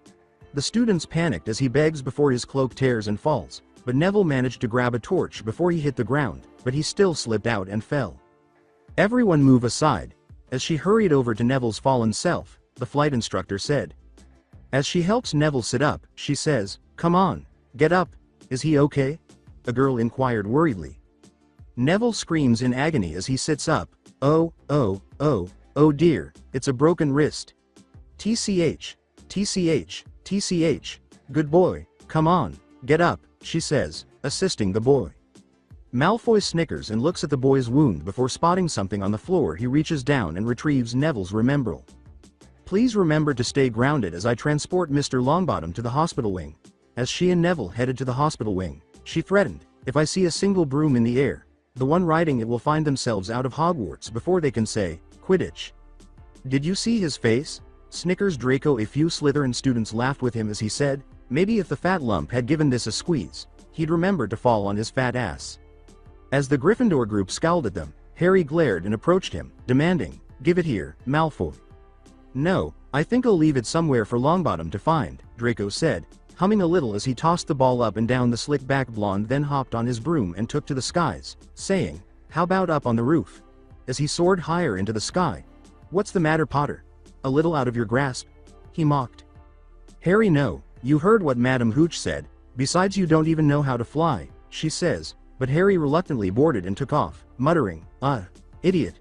Harry growled and grabbed his broom. As he watched his friend take off, Naruto remarked, "Calm down, Hermione-chan. Harry knows what he's doing." "Give it here, Malfoy, or I'll knock you off your broom," the dark brunette threatened. "Is that accurate? Have it your way then," he said before hurling the ball as hard as he could. Draco grins as Harry rushes forward in an attempt to take the ball from him, but Malfoy pulls a 360, sending the dark brunette flying past him. As Ron watched his friend zoom in for the ball, he said, "He's not gonna make it." Harry spins around and zooms in after it. "He'll make it," replied Naruto. Harry was on the verge of hitting a window when he caught the ball and spun around to avoid getting hit. McGonagall, who was working at the time, saw him from the other side of the window, and as they cheered and rushed to him, Harry flew back to the group. "Well done, Harry, the Urber cool Yubakuru," Naruto grinned as he spoke. "Harry, that was evil." Ron raised his voice while Harry was still receiving feedback on his performance. McGonagall approached the group and said, "Harry Potter," getting the boys' attention, "follow me." Harry sullenly followed the teacher as Draco and his entourage made fun of him. Naruto glared and waved his wand, saying, "Vermilius." As red sparks struck the ground close to the boys, causing them to recoil a little, he said. After several minutes had gone by with Madame Hooch still nowhere to be seen, the students started talking among themselves. Ron told the rest of the group what had happened, while Naruto and Hermione practiced spells. Hermione taught Naruto a number of charms, including Protega, Alohomora, and one of her favorites, a switching spell, which, like many other spells already in use, only requires a hand gesture and the ability to use it. Hermione would get a head start and a stronger spell to start with because Naruto had taught her both Periculum and Vermilius, even though she would probably learn them in her DADA class when Madame Hooch returned a short while later and resumed the lesson. The students remained silent about the incident, either because they believed she already knew or because they didn't want to expose Harry. For starters, the majority of students were able to hover and fly at slow speeds by the end of the lesson. Alongside Harry, McGonagall commands, "You wait here." Harry nodded sorrowfully, fearing expulsion. An iguana such as this is an essential ingredient, McGonagall said to his class as he opened the door to Quirrell's DADA class, but the elder witch cut him off. Excuse me, Professor Quirrell, could I borrow wood for a moment?" she said. He gestures to an older boy, who is Oliver Wood, who gets up and walks away with McGonagall. "Oh, why yes of course," he says. The older boy looks at the teacher in shock as she exclaims, "Potter, this is Oliver Wood. I have found you a seeker." Harry asks, "What's a seeker?" After class, later Sir Nicholas and a female ghost flowed past Naruto, Harry, and Ron as they moved through the packed hallways. "Have you heard? Harry Potter's the new Gryffindor seeker. I always knew he'd do well," Nick remarked as they rounded a corner. "A century, according to McGonagall," Harry concluded for Ron, "Seeker? But first years never make their house teams. You must be the youngest Quidditch player in," Ron said. The question, "Wait, what's Quidditch?" caused Ron to halt abruptly. "You don't know," he exclaimed in shock. The blonde defended himself by saying, "Hey, I'm like Harry, I found out I was a wizard later than most." "All right," Ron explained. "Quidditch is the most popular wizarding sport among wizards and witches. It's played on broomsticks. How do you play it?" Before Ron could explain the game, his older brother Fred and George approached Harry. Fred said with a smile, "Hey, well done Harry, Woods just told us." Ron remarked, "Fred and George are on the team too. They're beaters," as Naruto overheard. "Our job is to make sure that you don't get bloodied up too bad. Can't make any promises of course. Rough game, Quidditch," said George. As he and George crossed the courtyard, Fred remarked, "Brutal, but no one's died in years. Someone will vanish occasionally." George yells back at Harry, but they usually turn up in a month or two, which makes him even more anxious about the game. "Don't worry about it Harry, if those two have your back, then trust in them to protect you," said Naruto. "Yeah, go on Harry, Quidditch is great, best game there is, and you'll be great too," persuaded Ron. Harry said, losing confidence, "But I've never played Quidditch, what if I make a fool of myself?" Hermione, who was working on a bench, leaps up and says, "You won't make a fool of yourself. It's in your blood." She leads the three boys to a trophy case and points to a plaque that lists James, Harry's father, as a seeker. Naruto exclaimed, "Whoa Harry, you never told us your father was a seeker, too." Harry stammered, "I didn't know," as he examined the poignant picture of his father when he was younger. The four kept walking until they reached the grand staircase, where they casually ascended a staircase before it trembled and started to move. "What's happening?" Naruto asked, holding onto the railing with the others. As the staircase leads to a new level, Hermione asks, "The staircases change, remember?" Harry says, "Let's go this way," Ron remarked, before the staircase moves again. "Does anyone feel like we shouldn't be here?" Naruto asked as they all opened a door to a dimly lit room. Hermione worriedly explains, "That's because we're not supposed to be here. This is the third floor, it's forbidden." A flame appeared on a stone support before they could depart, and they turned to see Mrs. Norris, the caretaker's cat, meowing as she entered through the door. Ron almost yelled, "It's Filch's cat." They would be forcibly banished if the caretaker discovered them. Harry yelled, "Run!" as the four wizards bolted down the room's hallway, igniting more flames along the way. "It's locked," Harry exclaimed as they reached the end of the hallway and stood in front of a door. Ron says, "That's it, we're done for." Naruto pulled out his wand and pointed it at the keyhole, saying, "No we're not, move over." Alohomora. As a tiny light shone through the hole, opening the door. He yelled, "Get in." As they hurried through, "Alohomora?" Ron asked Naruto as they closed the door behind them and leaned against it. "Standard Book of Spells. Chapter 7. Hermione replied, "Seriously?" Naruto asked, noting that he would read the book later. Filch enters the room through the opposite door. "Anyone here, my sweet?"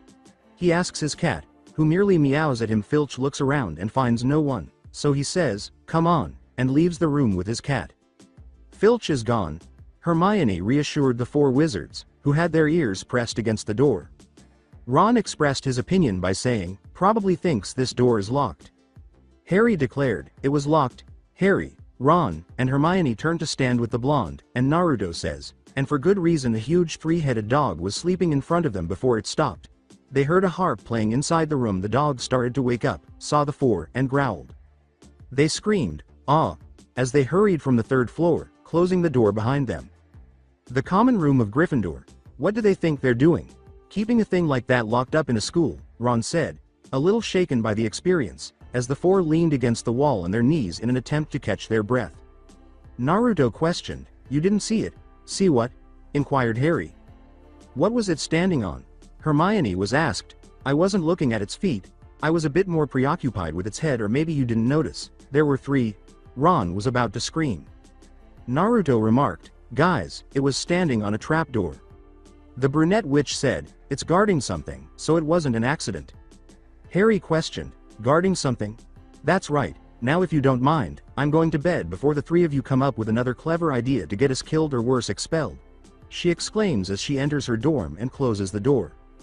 Ron said, "She really needs to sort out her priorities," and Harry followed him up the stairs. Naruto went to the couch and took a seat. "Man, what a day," he thought to himself. 4 weeks later. Class on potions. "How's your animagus coming along?" Hermione asked her now 11-year-old blonde friend. "So far so good. I'm still not there ready for a full transformation. All I can do is grow ears and a tail." Naruto replied as he performed an animagus, his human ears vanishing behind his hair as he grew sun-colored fox ears and a tail. Students were once again gathered by their stations, chatting by their steaming cauldrons. Hermione grinned and began to stroke his hair and rub his ears. Naruto couldn't help but purr, and most of the girls in the room thought it was adorable until the door slammed open and Snape entered. The loud noise caused Naruto's hair to stand up in surprise and give a little yip. "I don't expect you to enjoy the subtle science and exact art that is potion making," Snape said, scowling at his students. "There will be no foolish wand weaving or silly incantations in this class, as such." He looks at Naruto, Hermione, and Draco, who are grinning at him, but for those chosen few, he says, "I can teach you how to bewitch the mind and ensnare the senses. I can tell you how to bottle fame, brew glory, and even put a stopper in death." The students are staring at one another, and occasionally they can be heard whispering. Then again, maybe some of you have come to Hogwarts in possession of abilities so formidable that you feel confident enough to not pay attention, Snape remarks, observing Harry writing in his notebook while he is not looking. "Mr. Potter, our new celebrity, tell me, what I get if I added powdered root of asphodel to infusion of wormwood?" Ron asks, nudging Harry as he looks up. Harry shrugs and says, "You don't know? Well, let's try again. Where, Mr. Potter, would you look if I asked you to find me a bazour?" As Hermione's hand flies up and Naruto sheepishly raises his hand. He answered, "It's taken from the stomach of goats?" "I suppose you do know something. Just to let you know, fame isn't everything, Mr. Potter," the instructor said, raising an eyebrow at Snape. After class, with Harry, Oliver is carrying a small bat and a trunk that rattles constantly as he and Harry walk outside in an open field. He opened the trunk and revealed 3 balls, 2 of which were red and 2 of which were tan. Quidditch is easy enough to understand. Each team has 7 players, 3 chasers, 2 beaters, 1 keeper and a seeker. "That's you," he said, pointing to Harry. As he pointed to a Quidditch pitch, Oliver picked up the red one and said, "This one's called a quaffle. Now the chasers handle the quaffle and try to put it through one of those 3 hoops." Harry noticed 3 hoops on both sides. "With me so far?" he asks, tossing the ball to Harry. "The keeper, that's me." defends the hoops? I think so, he asked, gesturing to the two chain tan balls, after tossing the ball back. Oliver glanced down at the wriggling balls and said, "You better take this." Before passing the bat to Harry, Harry stooped and let go of one of the balls, and they watched it rise before Oliver let out a little gasp. "Not bad, Potter, you'd make a fair beater." "Oh," he said quickly, pushing Harry aside as the ball smashed into Oliver's arm. "Be careful now, it's coming back," he warned as the ball whizzed down. Harry prepared the bat and hit it as hard as he could, and the two watched as the ball soared through a statue opening. "Bludger, nasty little buggers," he said, cracking his knuckles and opening a small compartment in the trunk. "But, the only ball I want you to worry about is this. The golden snitch," he said, extracting a small walnut-sized golden ball and passing it to Harry. He struggles for a while before he is able to lock it up and put it back in the trunk. He remarked, "I like this ball." "Ah, you like it now, just wait, it's wicked fast and damn near impossible to see," Oliver clarified. "How should I handle it?" he inquired as the snitch fluttered out two delicate wings and leapt into the air. He said, "You catch it, before the other team's seeker. You catch this. The game is over. You catch this, Potter, and we win." Whoa! Harry had nothing more to say. Class charms. The half-goblin wizard lectured to the class, and since they were studying levitation, Naruto found the lesson especially fascinating. Levitation, or the ability to make objects fly, is one of the wizard's most basic abilities, said Flitwick, the charms professor. "Well, do you all have your feathers?" The students raised their hands to reveal their feathers as he asked. "All right. Now remember the lovely wrist motion we've been working on, huh? Everyone, swish and flick," he said, and the pupils repeated the phrase. He gestured for them to begin, saying, "Good, and enunciate, Wingardium Leviosa, off you go then." The students chanted, Wingardium Leviosa, while attempting the charm. Naruto said, "Hey Harry, check it out," as the dark brunette noticed the blonde feather floating a few inches off his desk. Wingardium Leviosa, Harry repeated, grinning as the feather started to float. As he tried the charm, Ron said, Wingardium Leviosa, but nothing happened until he struck the feather several times with his wand. Ron became irritated when Hermione pointed out the redhead's predicament and said, "Stop, stop, stop, you're going to take someone's eye out. Besides, you're saying wrong, it's Leviosa, not Leviosar." "You do it then, if you're so clever, go on," says the man. Wingardium Leviosa, Hermione said nonchalantly as she straightened up and swung her wand. The feather started to float high into the air. "All right, Hermione-chan," Naruto said, grabbing everyone's attention, while Ron placed his head on his book in despair. "Oh, excellent work. Look here, folks. It's done, Ms. Granger." "Oh, how wonderful," with joy, Flitwick said. Boom. Everyone turns to see Seamus, his feather burnt to a crisp, his hair thrown back, his face and robes covered in soot. Seamus coughed out smoke and remarked, "I think we're going to need another feather over here, Professor." Following class as Ron rants, they see Hermione sniffle and leave the courtyard where Naruto, Harry, Neville, Ron, and Seamus are walking with other students. "It's Leviosa, not Leviosar. Honestly, she's a nightmare. No wonder she hasn't got no friends," Ron says. "Really, Ron?" Naruto glares at Ron. "So what are we?" "Ah, bloody hell, he hits hard," he responds, punching him in the shoulder as he pursues Hermione. Ron winces and clutches his arm. "He's right though, aren't we her friends, Ron?" The redhead nods and sighs as Harry asks. Outside the girls' restroom, the blonde begged his friend to come out, saying, "Come on, Hermione-chan, you know Ron didn't mean it." Between sobs, she uttered, "Why should I if I'm just a bother to all of you?" "That's not true, Hermione-chan, you know it's not," he responded. "Hermione-chan, don't you remember what you said to me in potions class? We're family now. If they don't want it, then they're missing out on a great friend, and you, Hermione-chan, you're my best friend," Naruto whispered as he listened to the girl while she kept crying. Hermione's sobs became less loud, and he heard them. "Naruto, could I please have some privacy?" she inquired, and Naruto sighed before turning to leave. "Take all the time you need," he said. Great Hall at 8:15 p.m. at night, the candles had been replaced with lit jack-o'-lanterns, and everyone was chatting and enjoying candy. "Hermione, where are you?" Harry inquired. Parvati Patil said that she wouldn't come out of the girls' bathroom. She said she's been in there all afternoon, crying, Neville said, swallowing a mouthful of candy corn. Ron and Harry looked at each other, and the redhead turned to see Naruto glaring at him. "Hey, I said I was sorry," he shot back, "apologize to Hermione-chan, not to me, you baka." As he bit into a sweet tart, he said. Professor Quirrell stormed into the room as he was saying that. Enter the dungeon and troll. In the dungeon, T-Troll. He yells, thought you ought to know, before passing out. Everyone stops, and the room is completely silent.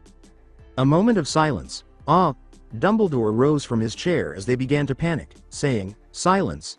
Everyone stops when he yells. Everyone will please not panic. Now, prefects will lead their houses back to their dormitories. Teachers will follow me to the dungeons, he stated. This way, Hufflepuff. Remain together. As they led their homes away, they uttered those words. Gryffindor, please keep moving and pay attention. As he led his house back to the dorms, Percy said. How did a troll enter? Harry inquired. Ron answered, not by itself. Trolls are really stupid, probably people playing jokes, before Naruto dragged him and Harry aside. What?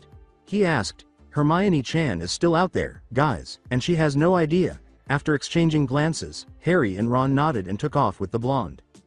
The stormy weather outside didn't help either, so Naruto stopped running and held his arms apart to stop Harry and Ron as they ran through the dark Hogwarts corridors. They hid and peered through a doorway when they saw a huge, repulsive troll enter a room while its club was being dragged across the floor. Ron cautioned, he's going into the girls' bathroom. When Naruto said, Hermione Chan, his eyes grew wide. The bathroom for girls. Hermione is washing her hands and wiping her eyes as she leaves a stall, but she stops when she hears a grunting sound. Turning slowly, she sees a troll standing there. She gasps and retreats into a stall. The troll raises its club and smashes through the stalls. Someone help! She cries. As the trio rush into the bathroom, the troll smashes through the remaining stalls. Hey, P-Brain! Ron shouts as he throws a piece of wood at the troll's head, getting its attention. Hermione then rushes out of the broken stall and under a sink. The troll sees her and proceeds to break through them. Hermione Chan! Naruto calls out as he brings out his wand. Vermilius! He shouts out as he shoots red sparks at the troll. The beast holds its hands to its face as the sparks came in contact with it. Grunting in pain, it moved away from the sinks. Hermione runs out and into Naruto's arms. Guys, I think we should go, Harry said as the troll turned to them with an angry expression. Go! Naruto yells as they rush out of the bathroom. The troll breaks through the wall and with a roar, chases after the four wizards with its club hoisted high in the air. It's catching up! Ron shouted as he ran faster. Harry rolled to the side as the troll kept slamming its club onto the ground, tripping the four wizards. Harry! Come on, everyone! Naruto shouted. He and Hermione readied their wands. Vermilius! The troll became even more irate as they yelled and shot sparks at it. Oh crap! Harry exclaimed as the troll grabbed his leg, held him upside down, and attempted to strike him with his club. Harry ducked to the side to avoid being struck, and the frightened boy withdrew his wand, saying, Periculum! As red sparks flew from Harry's wand, blinding the troll, it let go of Harry with a grunt of agony. Ron, Hermione said, as the troll had a hand over its eyes and with the other swinging its club randomly. Swish and flick, she continued, Wingardium Leviosa. Ron claimed that when the troll's hand was removed from its face and it looked up, the hard piece of wood slammed into its face, knocking it unconscious as it crashed down hard. The four exchanged looks before they walked closer to it. Is it dead? Hermione inquired. I don't think so, just knocked out, Harry said as he puts away his wand. They gasped when they heard footsteps approaching and turned to see McGonagall, Snape, and Quirrell. Oh my goodness. The four of you, explain yourself, McGonagall demanded.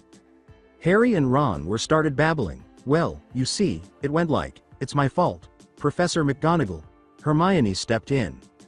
Naruto turns to his closest friend. I went looking for the troll. I read about them and thought I could handle it, but I was wrong. If Naruto, Harry, and Ron hadn't come and found me, I'd probably be dead, she half lied. McGonagall shook her head and said, Be that as it may, it was an extremely foolish thing to do. Harry saw a big gash in Snape's leg. The professor glares at the boy and covers his eyes. I would have expected a more rational behavior on your part. Ms. Granger, 5 points will be taken from Gryffindor for your serious lack of judgment. She then turns to the three boys. As for you three gentlemen, I just hope you realize how fortunate you are. Not many students could take on a full-grown mountain troll and live to tell the tale. 5 points will be added to each of you, for sheer dumb luck. She whispered the last part as she leaves the premises with Snape trailing behind her. Perhaps you ought to go. Em might wake up, hey, Quirrell said. The troll moans a bit, making the timid teacher jump back with a small shriek. Common House of Gryffindor. Hermione, Look, I'm sorry, it's my fault, you were almost killed in the first place, Ron said as soon as the four entered the dorm. Hermione grinned and waved it off, saying, apology accepted, you idiot. The group chuckled. Hermione, you're going to be alright? I'll be fine, she assured Harry in response to his worried question. Well, alright. We've had a rough night, I think it's best we've had some rest, he suggested. They all nodded. Ron and Harry walked upstairs. Well, good night, Hermione-chan, he said, but gasped slightly as the brunette hugged him. Thanks for coming for me, she whispered. Naruto blushed madly at the contact and slowly rubbed her back. It's okay. That's what friends are for, he smiled. Hermione smiled and nodded. She walked over to the girls' dorm, giving one last glance before entering. With a happy sigh, Naruto turned to head downstairs when he saw Harry and Ron peeking around the corner. Don't say a word, he said, blushing neon red. Hospital in Konoha. Well, you're all set, Kushina, Hiruzen said as the red-haired woman stood on her 2 feet. Hiruzen, I want you to find everyone responsible for my Sochi's suffering and bring them to the T&I department. She spoke with venom laced in her voice. What are you going to do? Nervously, he asked. Hiruzen stood in horror as she said, I'm gonna kill them. Kushina, go get them, she demanded. Now, she roared. What is this all about, Sarutobi? As Homura, Kaharu, and Danzo followed Hiruzen through the T&I department, the elderly Hokage shook his head sorrowfully and said, there's someone who wishes to see you. Danzo narrowed his eyes, wondering who specifically would want to see them. After leading them into an interrogation room, Hiruzen casually left and locked the door. Sarutobi, what's the meaning of this? Homura yelled, while Danzo looked around the room. He was about to remove his bandages when hooked chains made of pure chakra attached themselves to the 3 elders. Lifting them into the air and piercing their skin, the 3 gasped in agony as blood trickled off their skin and onto the ground. It was dark, and the lights started to flicker on and off. A woman with red hair emerged from the shadows, saying, Why you, Kei Kushina? As the Uzumaki matriarch tightened her grip on the chains, causing the 3 elders to squirm and yell more loudly, Danzo stammered. As they gazed into her red-slitted eyes, they gasped when she said, Homura, Kaharu, because of you, the entire village knows of my Sochi's status as a Jinchuriki, thus condemning him into a life of suffering, and Danzo, you wanted to turn him into a weapon. It shouldn't be possible. Kaharu stammered in terror. Kushina gave the 3 a vicious glare, and Danzo was about to say something when Kushina flickered her wrist. The chains tore their skin off their bodies and dug into their muscle tissue. They screamed in agony and terror as the chains tore them apart, leaving only shredded pieces of their internal organs, blood, and bones. Bring the rest, Kushina commanded, looking up into the observation room where Hiruzen was staring down in disbelief. Hogwarts Great Hall. Ron saw Harry twirling some eggs with his fork as the group sat at their esteemed house table eating breakfast and studying their subjects. Take a toast, mate, he said, passing him a piece of wheat toast. Naruto gulped down a cup of orange juice and said, Come on, Harry, you're going to need your strength today. As Harry put down his fork and pushed aside his plate, he said, I'm not hungry. The dark brunette was looking around the hall idly when he noticed Snape talking to McGonagall, probably about what had happened the other night. Shortly after, Snape leaves with a slight limp. He glares back at the boy when he notices Harry staring at him. Harry muttered, that explains the blood, as he watched Snape leave with a limp. Blood? Harry gestured for them to bend closer as Hermione looked up from her transfiguration book.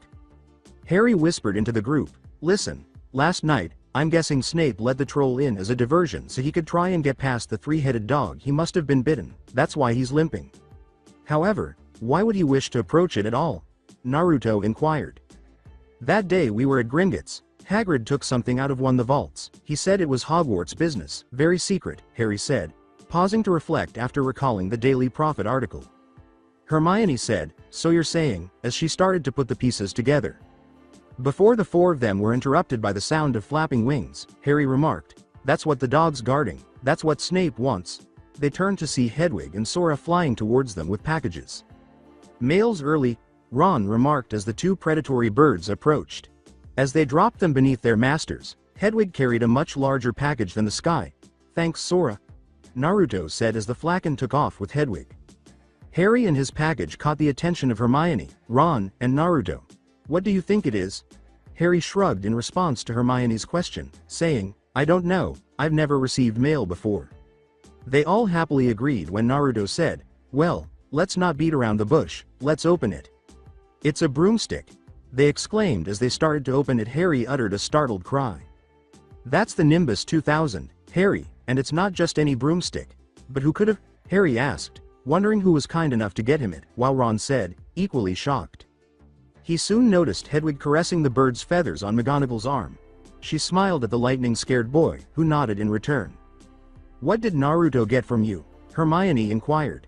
Let's see, he said, opening his own package to reveal a book. Hermione read aloud from Book of Spells by Miranda Goshawk, and said, Naruto, that's an advanced spell book. Ron, Harry, and a few other people who could hear her were taken aback by her declaration. As he turned to see Oliver approaching their group, he responded, well, I had several galleons left so I figured I put 'em to good use. Hey everyone, do you mind if I borrow Harry for a while, do ya? He inquired. They shook their heads, and Harry stood up, grabbing his books and his new broomstick. Do you need anything? The dark brunette inquired. Yes, actually, you see now that you're part of the team, we're to get you some training for the upcoming game, he replied. What about my classes, though? Harry inquired. Oliver assured Harry as he led him to the field, saying, it's taken care of, as long as you don't fall back on your subjects, there's nothing to worry about. What do you think Oliver wants with Harry? The table asked again while Naruto was wondering the same thing. Hermione asked. Well, he is captain for Gryffindor's Quidditch team, so he's probably going to show him the ropes. Ron answered, and they returned to their study breakfast routine, with Naruto now reading his new book. The blonde wizard pulled out his was and made a crescent arc motion up, saying, all right, let's see here, Avis, he stated. Everyone in the hall jumped up at the loud bang and turned to face the blonde, who was still holding his wand high with smoke sizzling from the tip. As he spoke the spell and a flock of doves were conjured from his wand. The blonde stammered, sorry, my fault. As the teachers and students gradually returned to their tasks, Naruto put his new book away and muttered, later, before resuming his studies. After 2 weeks, Quidditch pitch along with the rest of the Gryffindor household, Naruto, Hermione, Ron, and Hagrid went upstairs. Over the past 2 weeks, Naruto had learned a number of new charms from his new book, including Expelliarmus, Aparicium, and Incendio. He also discovered a curse known as a Pugno, which makes people, objects, and summoned creatures attack a specific target. This is a very helpful way to escape from people who are pursuing you. In addition, he had taught Hermione a number of the book's spells, as well as Ron, who struggled to learn them. As for Harry, he had only been able to teach him Expelliarmus because he was preoccupied with catching up on his studies and preparing for the Quidditch match. As their house and the other houses cheered from various corners, they emerged from the staircase and made their way to the stands. In the middle of the area was a tower that held the teachers and commentator Lee Jordan. As Hagrid watched the star-eyed 11-year-old stand against the railing with Ron and Hermione, he laughed and said, man, this is so exciting. How do you think Harry's doing at the moment? Knowing that their friend would soon be on the field, Ron inquired. Inside the Gryffindor Quidditch tower with Harry. When Harry turned to face his team, he saw that the beaters had cracked their necks and hands before grabbing their brooms and bats, and the chasers had done the same. Harry stood apprehensively as he heard the cheering outside, and he and his team changed into their team uniform, which was a crimson-red robe with gold trimmings. A few minutes later, they started to march towards the closed starting gate. Harry, are you afraid? Oliver inquired. The dark brunette turned to face his captain, who gave a tense, a little bit, in response. That's all right, I felt the same way before my first game, he said. What took place? Harry inquired. I don't really remember. I took a bludger to the head 2 minutes into the game. Woke up in the hospital wing a week later, Oliver said after giving it some thought, causing Harry to swallow. Everyone, get on your brooms. The gates opened and both teams flew out, circling the pitch multiple times as the houses cheered even louder. Oliver said, and his team nodded and mounted their brooms. Hello and welcome to the first Quidditch match of the season at Hogwarts. Today's matchup pits Gryffindor against Slytherin. Over his microphone, Lee said. The players positioned themselves in a circle, with Harry hovering slightly above the others, and they gazed down as Madame Hooch enters the field holding a trunk and places it between the players.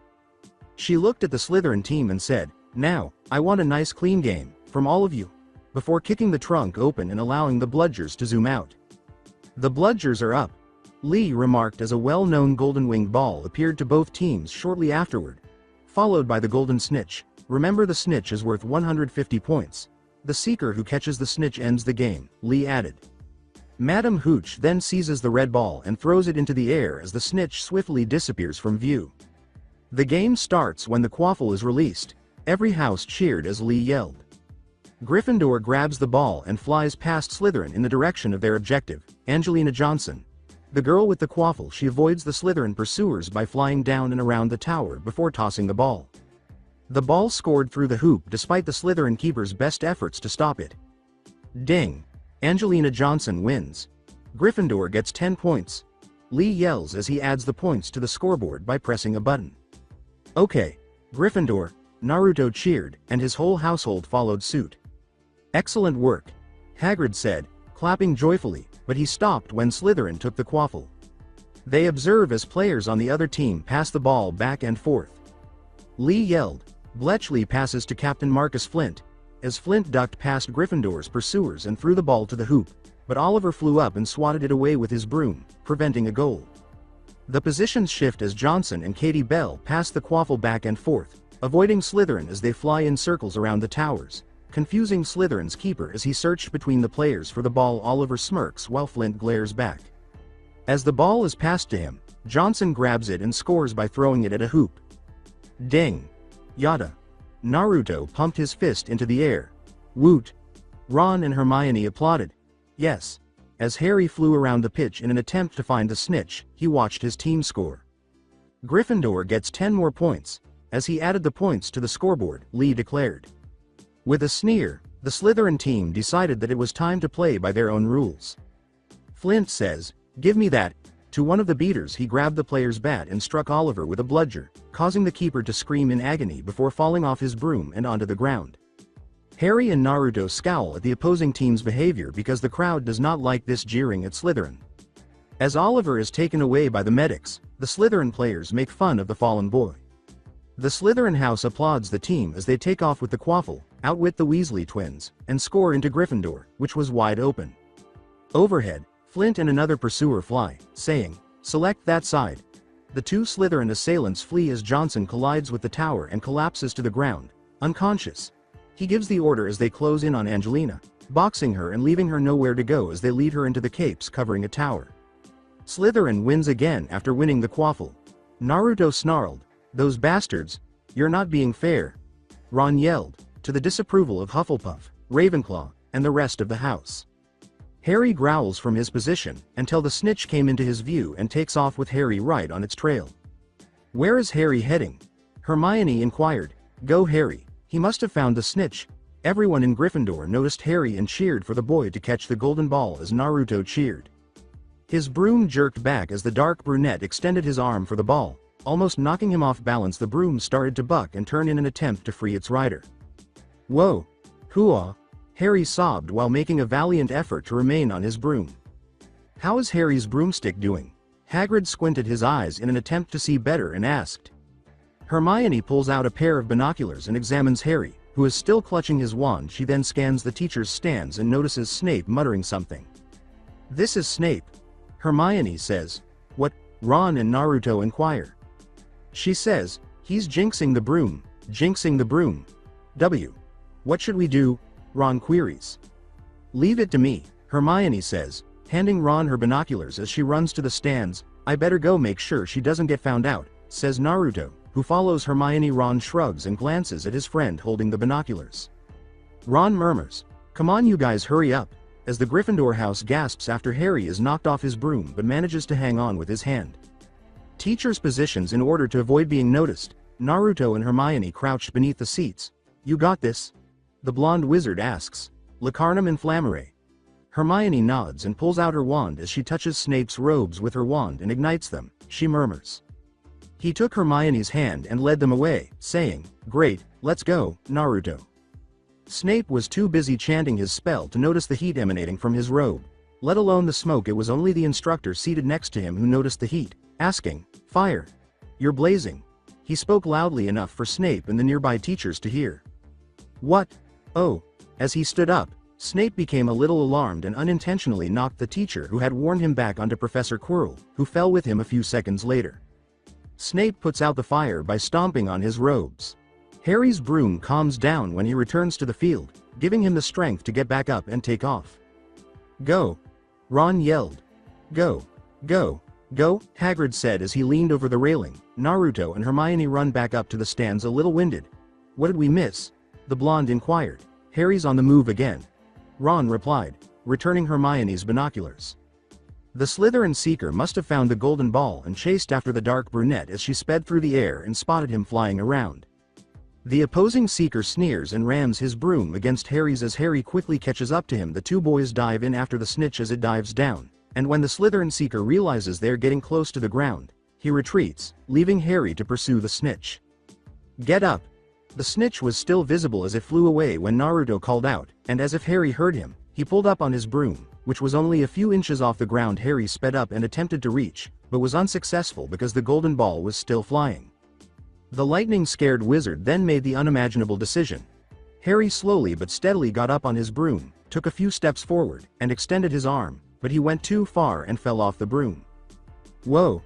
Harry fell to the ground with a yelp. Everyone exclaims, "Is he all right?" Hermione asks, and Harry lurches to his feet and covers his mouth with a hand while Naruto and Ron lean in. It appears that he will become ill. In order to avoid witnessing the boy throw up in front of everyone, Hagrid turned away a little as he spoke.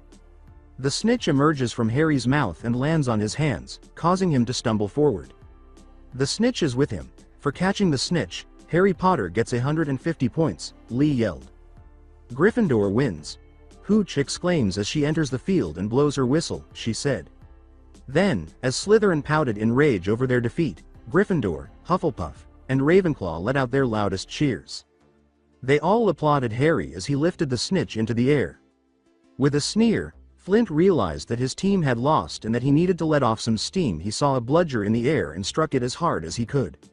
All right, Harry, Hermione applauded, and Ron, Neville, and Seamus raised their fists in the air. Naruto gave a woot and clapped, but he didn't realize that a bludger was approaching his female friend until he saw it. Hermione, beware! As the ball smashed into his head, he yelled, pushing her aside. As the blonde fell to the ground, everyone stopped cheering, and some gasped when they saw the blood running down his face. Hagrid seized the bludger with an iron grip before it could take off again. Naruto! As she and Ron hurried to his side, Hermione let out a cry. When the teachers heard the disturbance, they got up from their seats. The other houses also got up to get a better look. What took place? Throughout the pitch, questions and answers like, "I think someone got hit," were exchanged. When Harry realized what was going on, he pocketed the snitch and led his team to the stands. While Hagrid picked up Naruto, the Weasley twins grabbed the bludger and carried it back to the trunk. "Make through, we've got to get him to the hospital wing," Hagrid said as the students moved aside. Harry turned and glared at the Slytherin team, who grinned and flew back to their tower. The mindscape of Naruto. When Naruto awoke, he felt his body submerged in water and gasped for air before slowly rising to his feet. Where am I? If this is a joke, then it sure as hell isn't funny, he thought to himself as he continued to walk through the knee-deep water after turning to face what appeared to be a sewer. It felt like forever before someone asked, "How long does this place go on?" Naruto gasped at the massive cage inside as he entered an open hallway. Animalistic growl as two big red slitted eyes emerged from within. Naruto retreated. "So, my jailer visits me for the first time," he heard, and he withdrew his wand. "Lumos." As he got closer to the big gate, he mumbled tremblingly. A massive red-furred fox greeted him as he approached and slashed through the gates with its claws, causing Naruto to fall onto his back. Why you're TT the?" stumbled Naruto. "Kyuubi no Yoko," was what the fox concluded for him, grinning and flashing its teeth. Naruto pointed accusingly and said, how is it why you're here?" "Ninjin." As it gazed down at its host, the tailed beast explained, "I cannot die. My body is nothing more than a large mass of chakra." Naruto, who was still shaken, said, Then, how are you here?" "How else, Gaki? I'm enclosed in you," pointing to the blonde wizard, it said. Naruto gazed at the fox in astonishment. It clarified everything, including why he was so despised and why they occasionally attempted to kill him. Naruto said, trembling but furious, "So it was because of you that I suffered." "Me? You believe that you suffered because of me, since your so-called Gigi was the one who revealed that you were a Jinchuriki? Why don't you hold him accountable?" the fox quarreled. Naruto winced, recalling that whenever he asked the elderly man why they detested him, he would always change the topic and only show up after they had defeated him. "Do you understand now?" the fox inquired. Well, if you hadn't attacked that day, then I might have had a chance," the blonde said, only looking down at what? Turning into a village tool. because living and dying for their village is the only thing a shinobi is, snarled the Kyuubi. In a typical life, Naruto scowled. Naruto's glare grew more intense as the Kyuubi burst out laughing after staring down at his jailer. A normal life. That's hilarious, the tailed beast exclaimed, and let's not forget, if it weren't for your status as a Jinchuriki, you would never have discovered your magical abilities and you would never have met the friends you have now. In fact, you should be thanking me for it. If you had a normal life, you would simply end up becoming a shinobi like Kushina wanted you to be, he made an irritating point. Naruto's scowl subsided because the Biju was probably correct. Looking back, he would never have seen the outside world or met Hermione, Harry, Ron, or any of his other friends if he had decided to become a shinobi instead of a wizard. I put my case on hold. Kyuubi lies down in front of the gate and exclaims. You said Kushina. Who's she?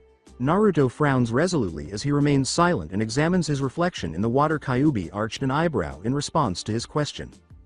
Didn't I just say that she wanted you to be a shinobi? She's your mother, Yugaki. Kyuubi responded lazily. Naruto stared at his tenant in shock. Is she alive? Or is she? He asked. Kyuubi looked at his jailer with annoyance. He could just torment him and tell him she was dead, but then again he has suffered enough already, but even he didn't know the answer to that. Don't know, the colossal fox said. Naruto looked down sadly. Did she care for me? He inquired. Kit, having you was all she ever talked about. Do you know how annoying that was? Kyuubi said, shaking its head. It growled. Naruto stared back and smiled, unconsciously letting loose several tears. His mother cared for him. Whatever, kid, I believe you stayed here long enough. Now get out, it said. Naruto looked at his tenant before he felt himself being pulled away, until his vision blacked out. Hospital wing. How is he? He's waking up, give the boy some room. Naruto's eyes flickered open and closed them as the light blinded him temporarily. He held his head in pain. Anyone got the number on the train that hit me? He asked, lightly touching his bandaged head. He heard all those around sigh in relief. You took quite a hit. Honestly, that should have put you down for several days, Hagrid said. I'm a quick healer, Naruto responded. Now don't crowd the young man. They all turned to see Madame Pomfrey, Hogwarts matron and nurse. Is he going to be all right? Hermione asked, receiving a nod from the nurse. Luckily, he's only received a minor concussion, which is amazing considering that a blow like that should have put you down for days, she said, surprising the group. I'm hard-headed, he said, getting off the bed. Naruto, are you sure you're okay? Maybe you should lie down a bit more, Harry suggested. The blonde sighed. All right, if it worries you guys so much I'll stay for an hour, Naruto said, lying back on the bed. Okay, you three. Visiting times are over, Hagrid said as he led them to the door. As he and Harry departed, Ron said, we'll see you at the common room. Naruto, are you coming? Hermione? Harry peered around the door and asked. She said, yes, give me a second. The two boys shrugged and walked out of the room. The blonde approached the blonde and sat on his bed. She smiled at Naruto, who smiled back. Thank you, Naruto, she said, giving him a firm embrace before leaving a pale blonde staring at her retreating self. Alongside the gang, Hagrid, Ron, Hermione, and Harry left the hospital wing and proceeded down a path that led to Hagrid's hut. You're implying that my broom was cursed by Snape?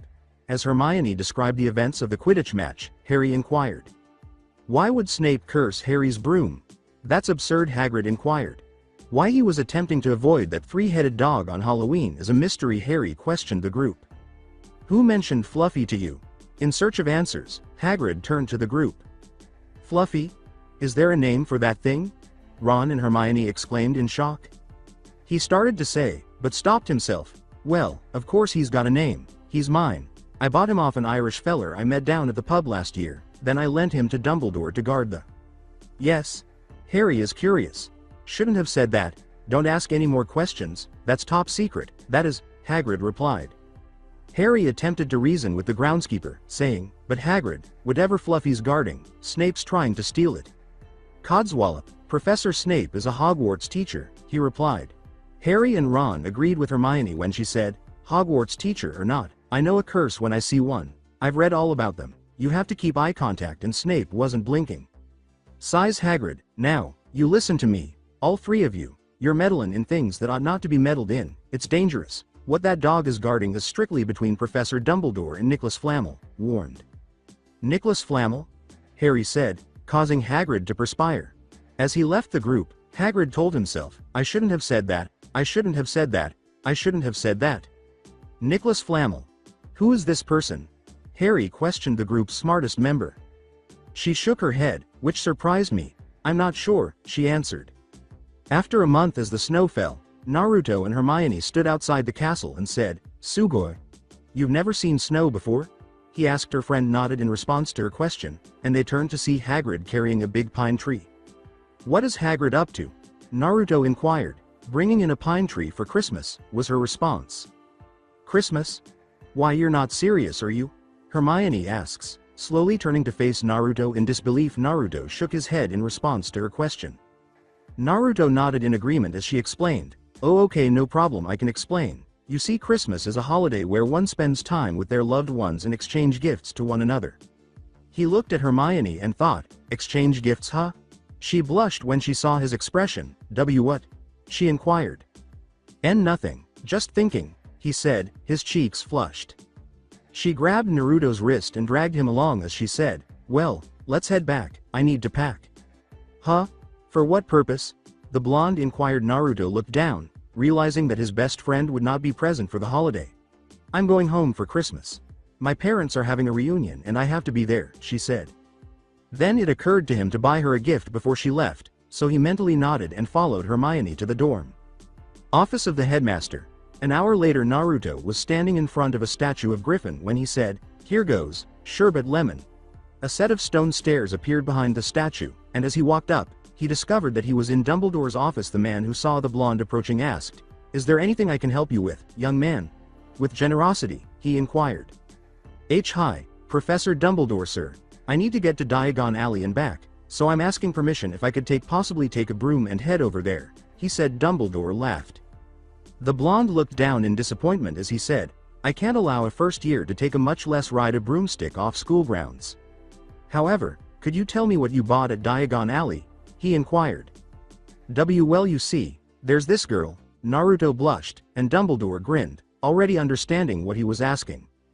He said, Come with me, Naruto. The blonde nodded and went upstairs after the headmaster. He said, Wait here, while looking into a chest. Naruto turned to face a magnificent bright red bird as he surveyed the room, which was crammed with books, paintings, and paperwork. Sugoi, he declared. Here you go.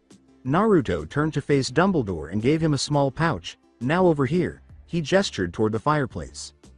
You see, inside that pouch is what's known as flow powder. What you do is walk into the fireplace, take a handful, state the destination you wish to travel, then drop the powder, the wise wizard explained.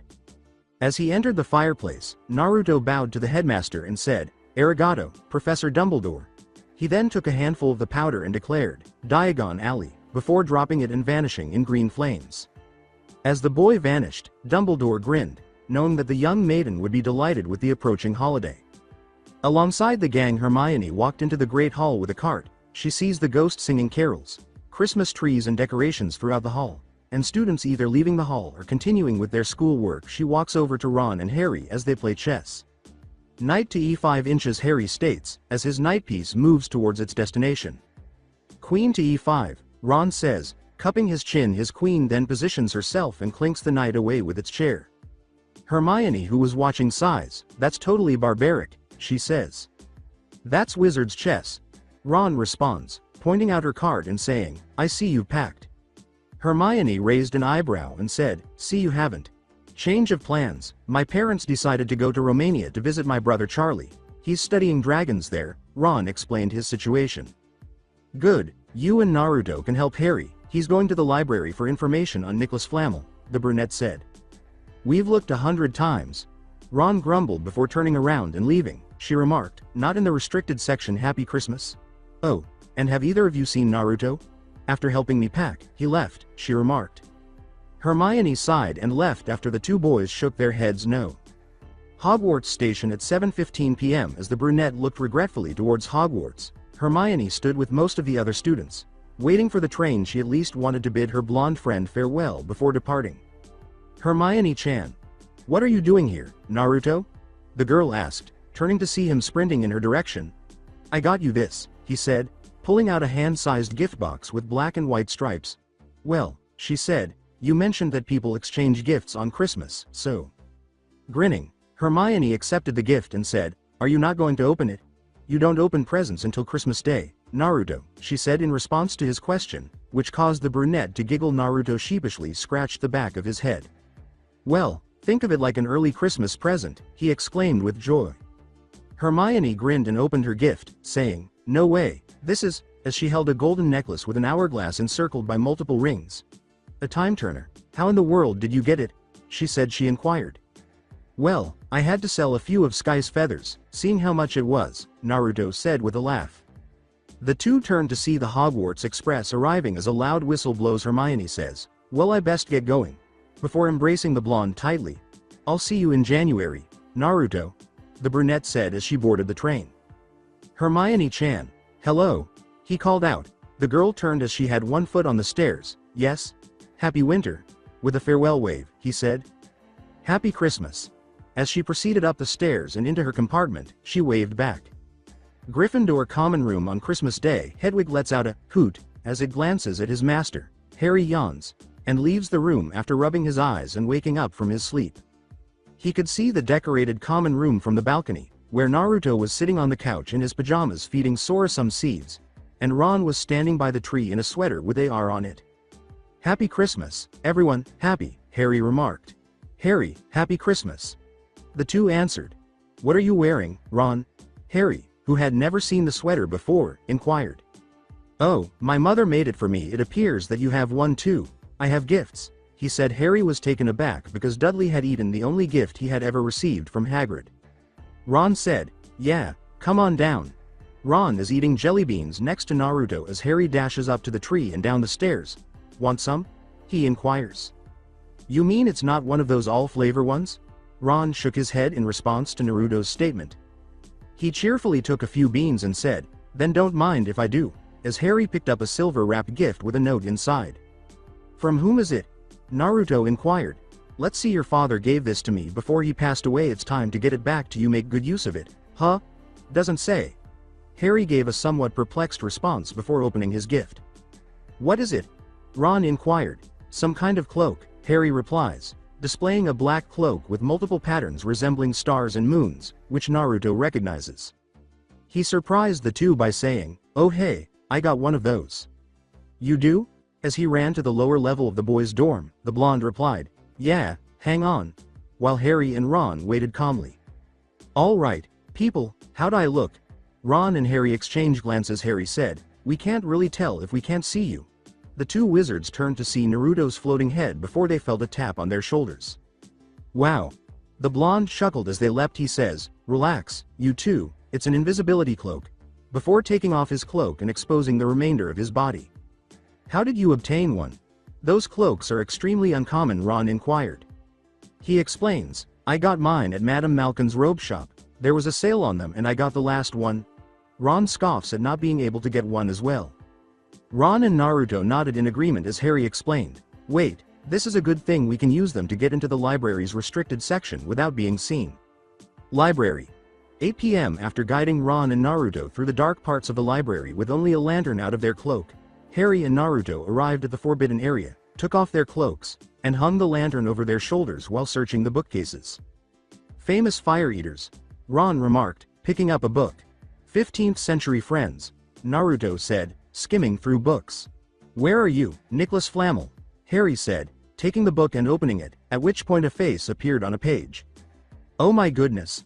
Naruto and Ron stared at Harry with wide eyes as he slammed the book shut. "Who is present?" When the three turned to see the light from a lantern approaching, Harry unintentionally knocked his lantern over. "Kuso." "Ron here." He threw his cloak at him. "How about you?" they inquired. As he transformed into a fox and ran silently down the hall, he said, "Just go." Harry and Ron got the idea and wrapped their cloaks around themselves before slinking through the back. "Who is it?" "Exhibit yourself." Filch walked over and looked at a broken lamp after shouting as he entered the restricted section.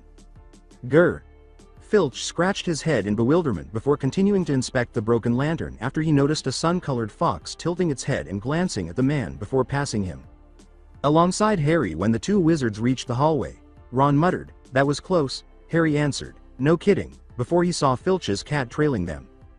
Harry said, "Meet back at the common room." Ron nodded as they departed. When Harry saw Snape pushing Quirrell against a wall as he ran silently across the hall and turned a corner, he swallowed and made the decision to try to slip past them. He listened in on their conversation as he drew nearer.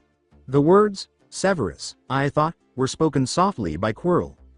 Snape said, "Quirrell, you don't want me as your enemy."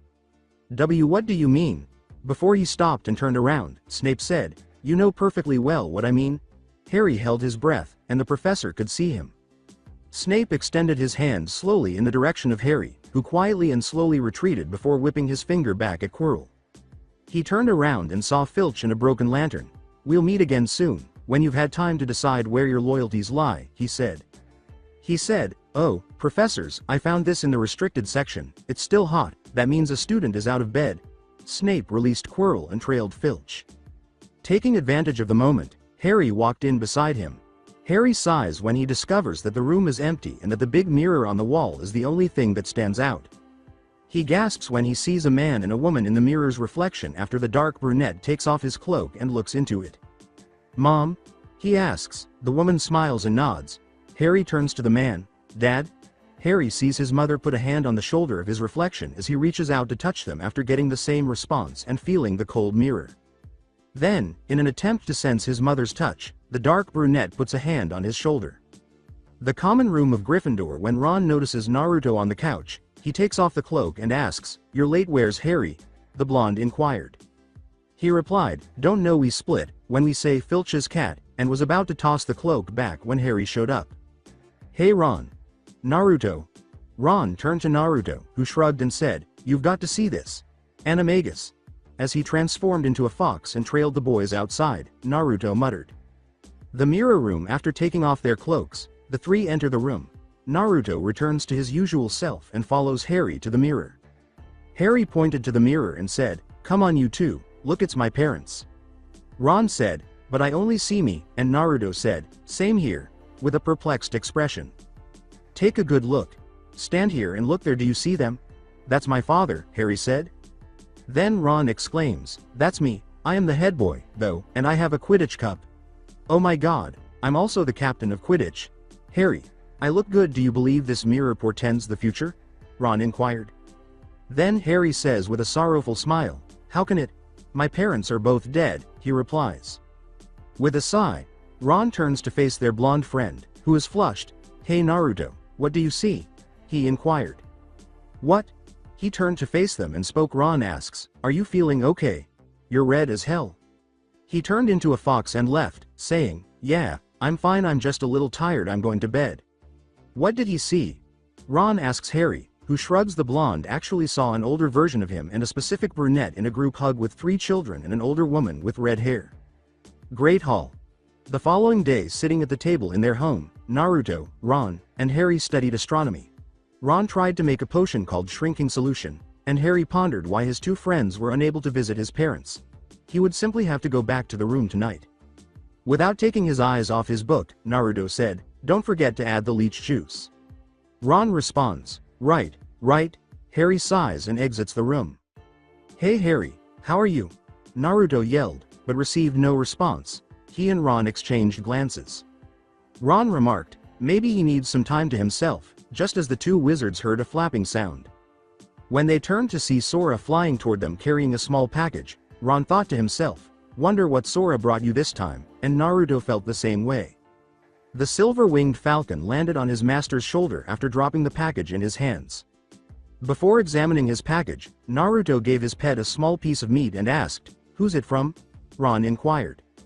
The blonde wizard grinned and said, "From Hermione-chan," before opening the package to reveal a black wand holder and reading the note that was attached.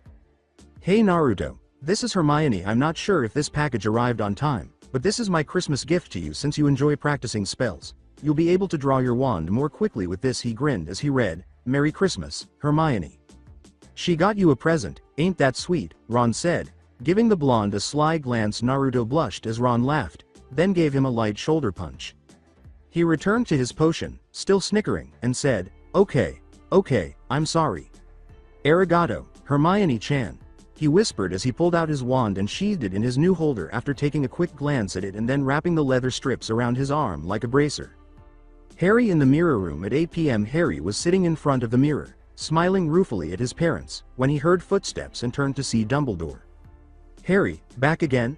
He says, I see you, like so many before you, have discovered the delights of the mirror of Verized. I trust by now you realize what it is. As the dark brunette gets to his feet and dusts himself off, he then notices Harry's perplexed expression. He laughed. Let me give you a clue. The happiest man on earth would look into the mirror and see only himself, exactly as he is, said he. When Harry realized what the headmaster was saying, he looked surprised. So, it demonstrates our desires? Whatever we desire?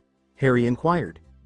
Yes and no, it only reveals our innermost, most intense desires. He put a hand on the boy's shoulder and said, Now you, who have never known your family, you see them standing beside you. But remember this, Harry.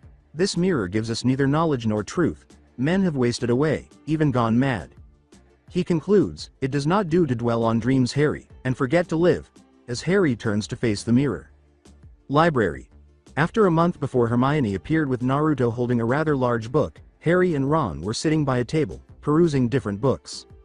Both the dark brunette and the redhead jumped when the blonde dropped it with a loud thump on the table. Naruto says, a little tired from carrying the book, Hey guys, guess what, we were looking in the wrong section. You're kidding, right?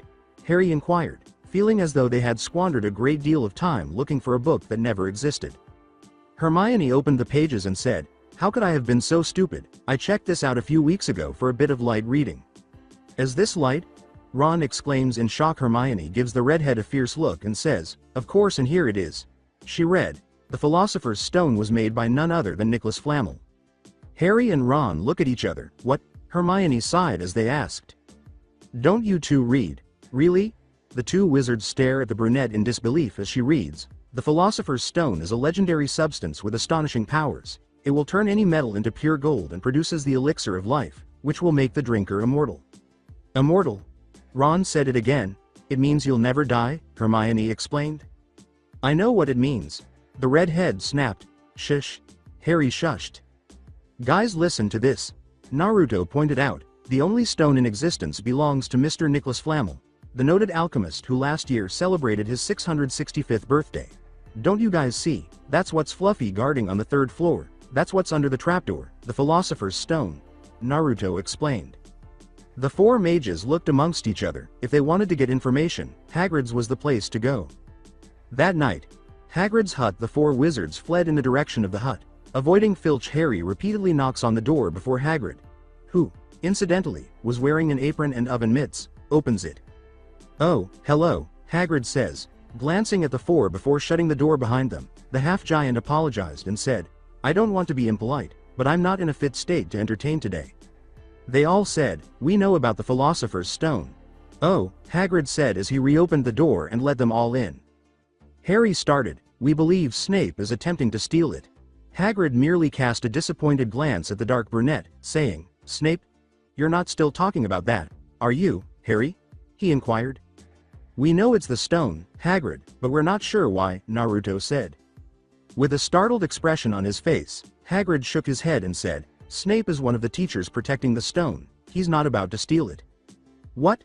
Harry almost yelled as his bloodhound fangs started to sniff Ron and Naruto. He remarked, You heard right. Come on. Now I'm a bit preoccupied today. One of the teachers, hold on a second, as Fang attempted to lick his face, Naruto inquired. Hermione took a seat in one of Hagrid's chairs and said, Obviously. Aren't there other things protecting the stone? Spells? Magic? The half-giant nodded in response to Hermione's question. That's right, waste of bloody time if you ask me, he responded. He pauses as the four stare at him and says, Ain't no one gonna get past Fluffy. He not a soul knows how, except for me and Dumbledore. He repeats, Shouldn't have told you that, I shouldn't have told you that, as a cauldron heating over the fireplace started to rattle.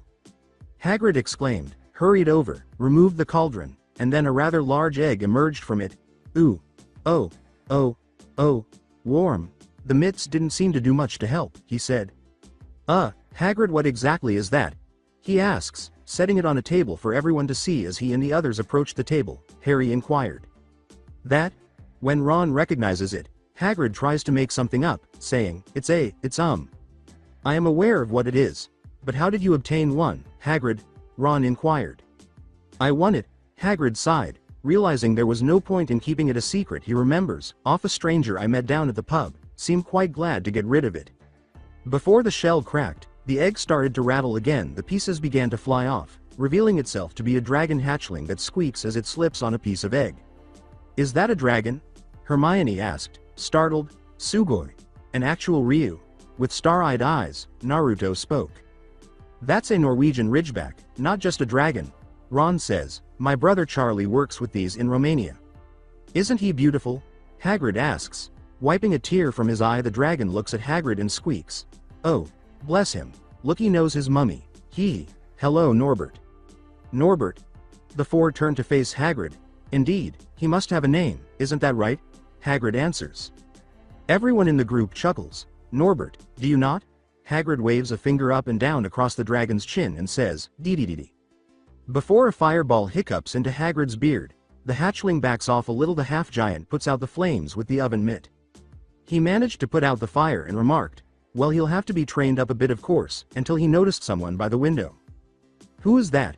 The four whipped their line of sight to the window, he said, causing the person to leap and flee. Malfoy. Harry growls. Oh, dear, Hagrid states. The four find themselves leaving the hut and heading back towards their dorm. Hagrid always wanted a dragon, he told me so the first we met him, Harry explained. Oh yeah, Naruto recalled. It's crazy, and worse, Malfoy knows, Ron said. I don't get it, is that a bad thing? Harry nodded when he asked. McGonagall, wearing her nightgown, stopped them just as they were about to go into the stairway. The group noticed Malfoy grinning at them from behind her as she said, good evening. Teme, Naruto muttered the office of McGonagall.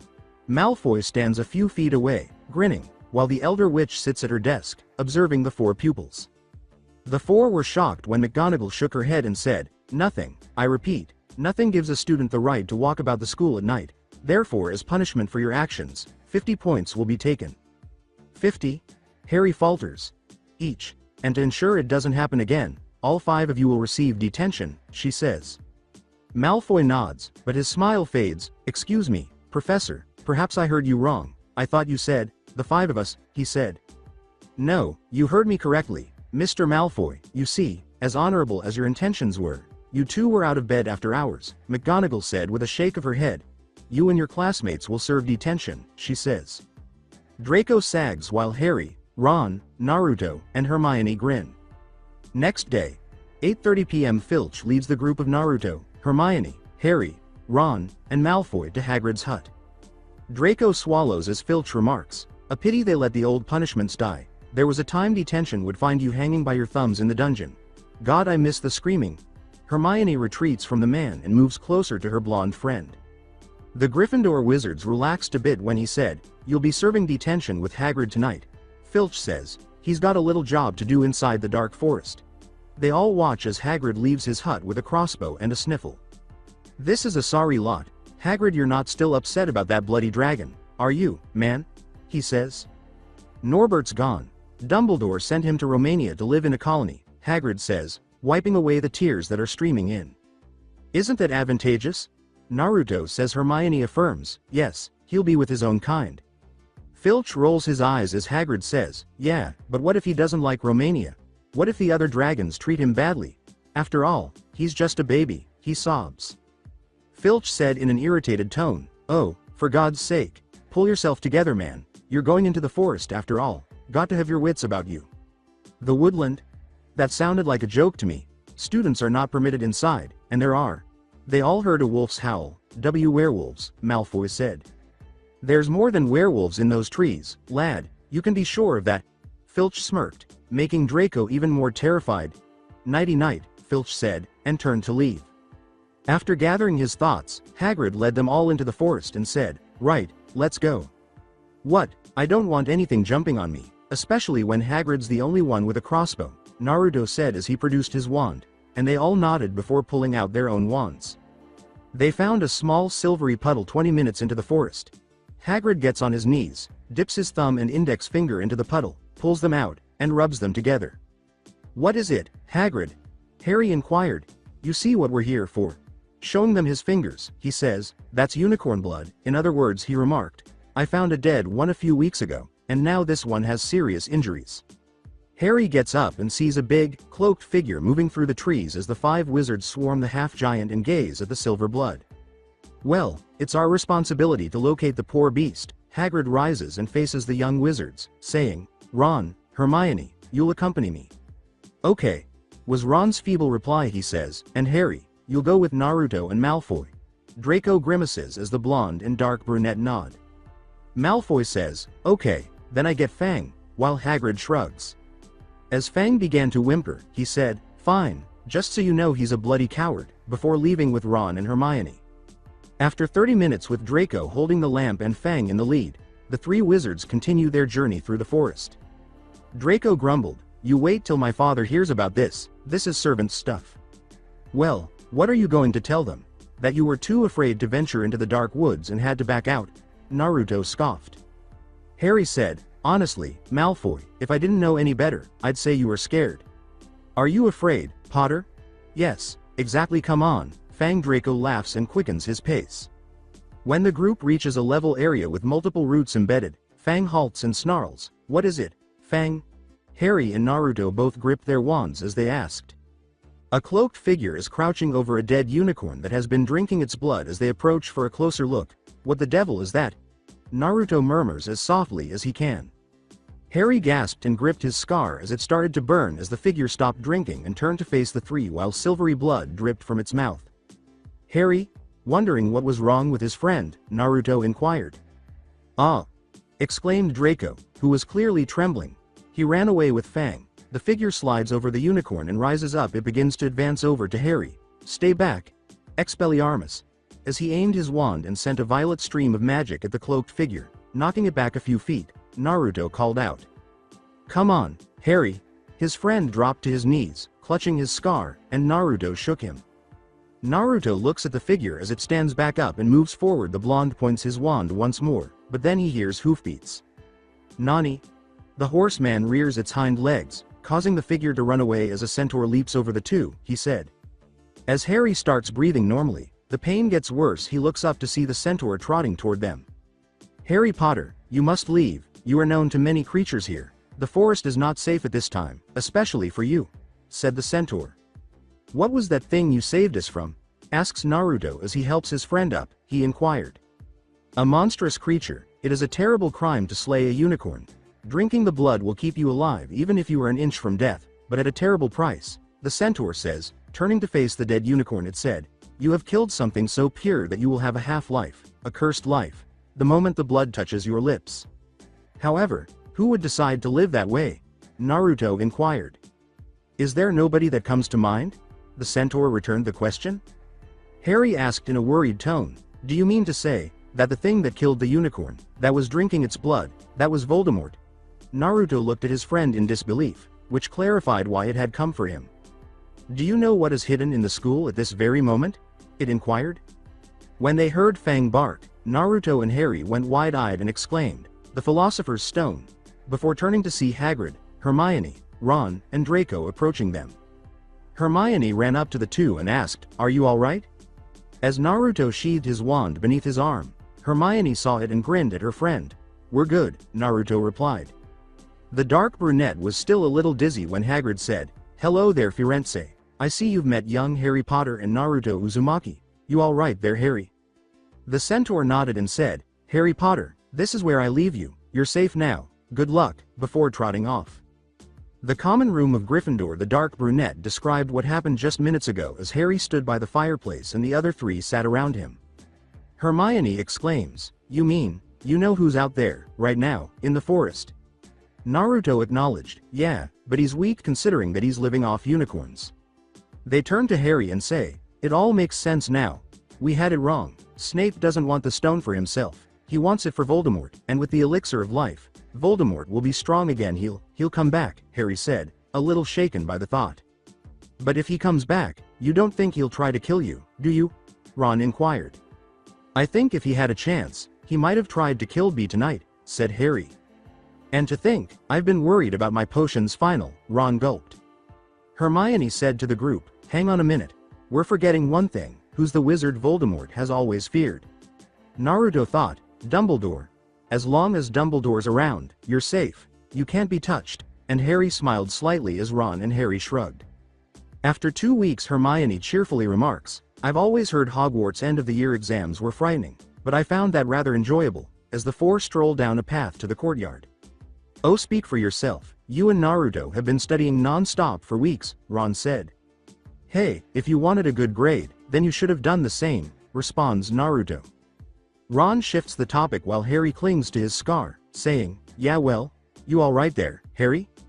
The dark brunette responds, my scar, it keeps burning. Hermione asked, it's happened before? Harry shook his head and replied, not like this. Naruto said, maybe you should see the nurse, I think it's a warning, it means danger coming up. Harry shook his head once more and rubbed his scar when he noticed Hagrid at his hut across the field.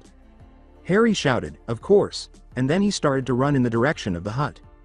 Ron, Hermione, and Naruto glance at each other before chasing the dark brunette. Ron said, Harry, what is it?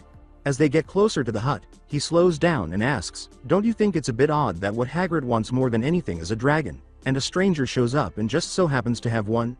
Outside, they see Hagrid playing a flute.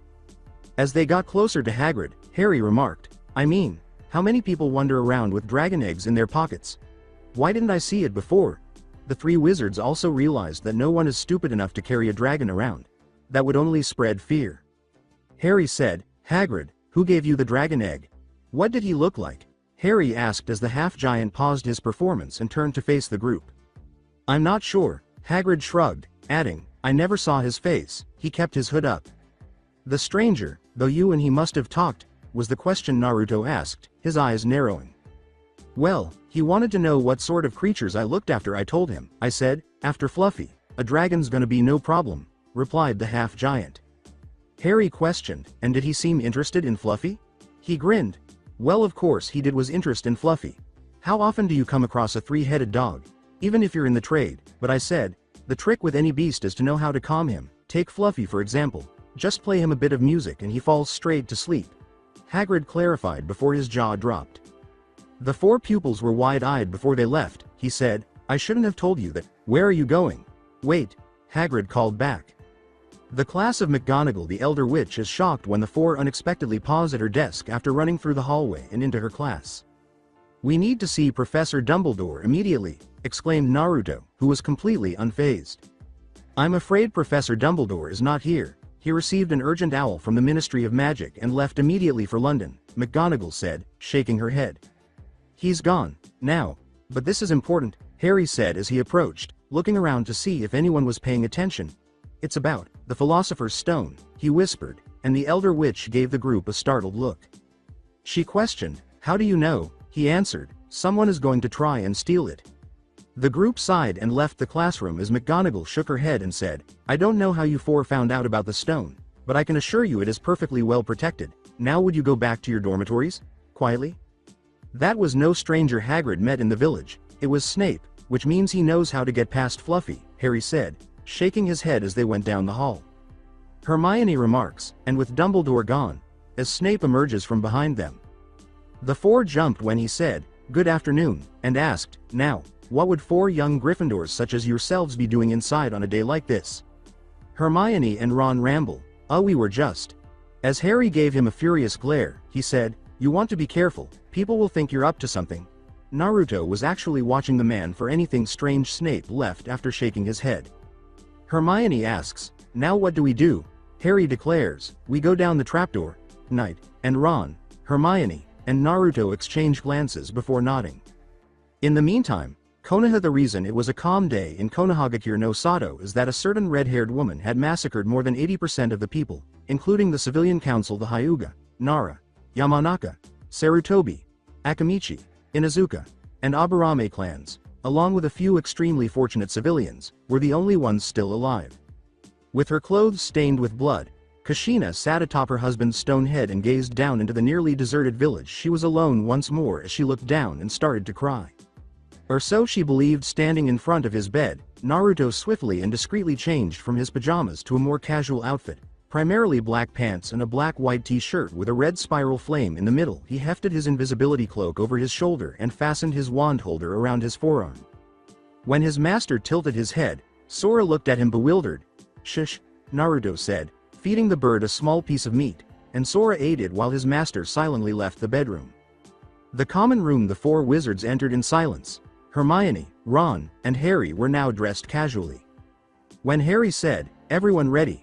they nodded and turned to go, but then they heard a croak and turned to see Neville's toad. Ron muttered, "Trevor." Croak. Naruto made a shoo motion and whispered, "Trevor, shush.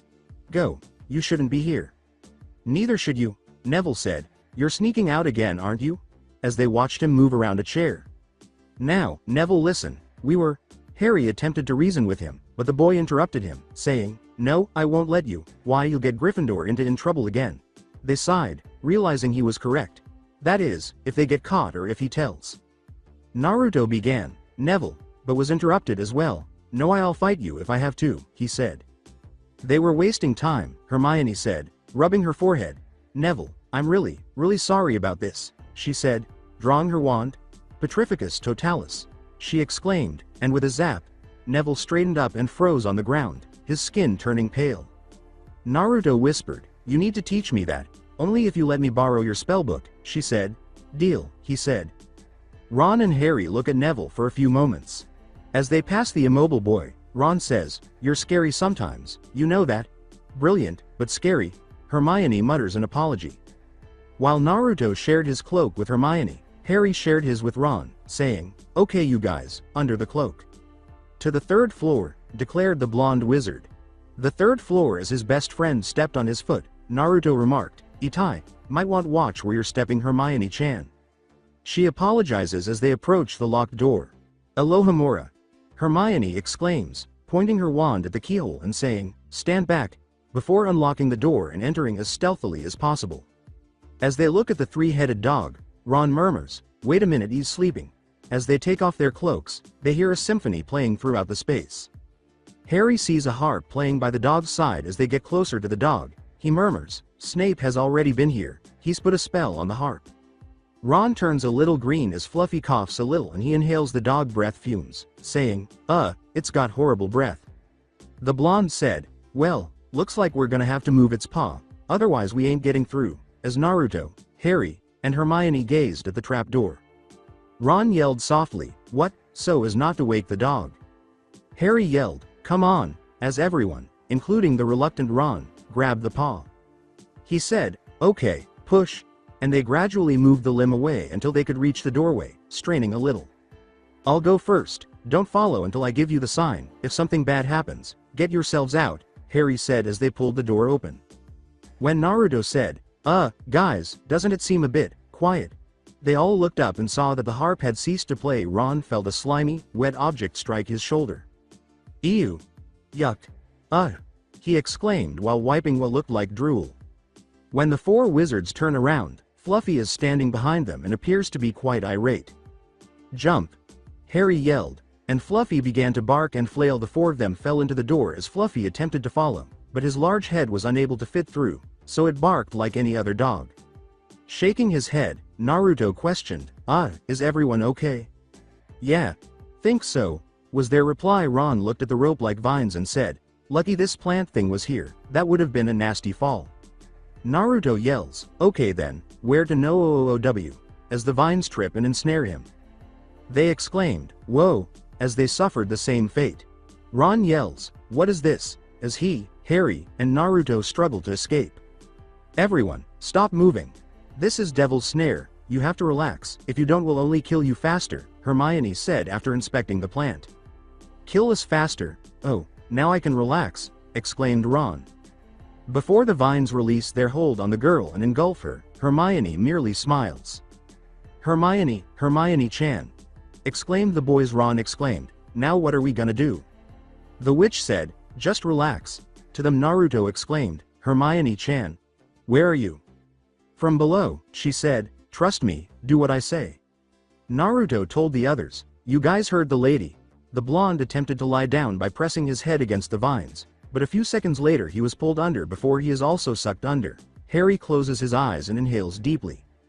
"I'm glad you could join us," Hermione grinned. Harry exclaimed, "Wait, where's Ron?" When they looked up, they saw that the boy's legs were still hanging from the vines. Ron screamed, "Help!" as the vines grew closer to him. Hermione asked in a deadpan voice, "He's not relaxing, is he?" Harry uttered the words, "Apparently not," while watching helplessly as his friend was choked. Ron's mouth is soon covered by a vine. "We've got to do something," Hermione exclaimed. "Like what?" As Hermione struggled to come up with an idea, Naruto cupped his chin and said, "Hey Hermione-chan, we studied these things in herbology, right? Wasn't there something it hated?" "That's right. Devil's Snare hates sunlight," the witch exclaimed as she pulled out her wand and pointed it at the plant. "Lumos solum," she exclaimed, directing a beam of light at the plant, causing it to scream and back away before dropping Ron face first to the ground. "You okay?" Harry and Naruto asked as they helped the redhead up, and Ron nodded while rubbing his nose. As he said, "Yeah, phew, lucky we didn't panic," the group began to perspire. Harry said, "Lucky those two pay attention in class," before they moved on.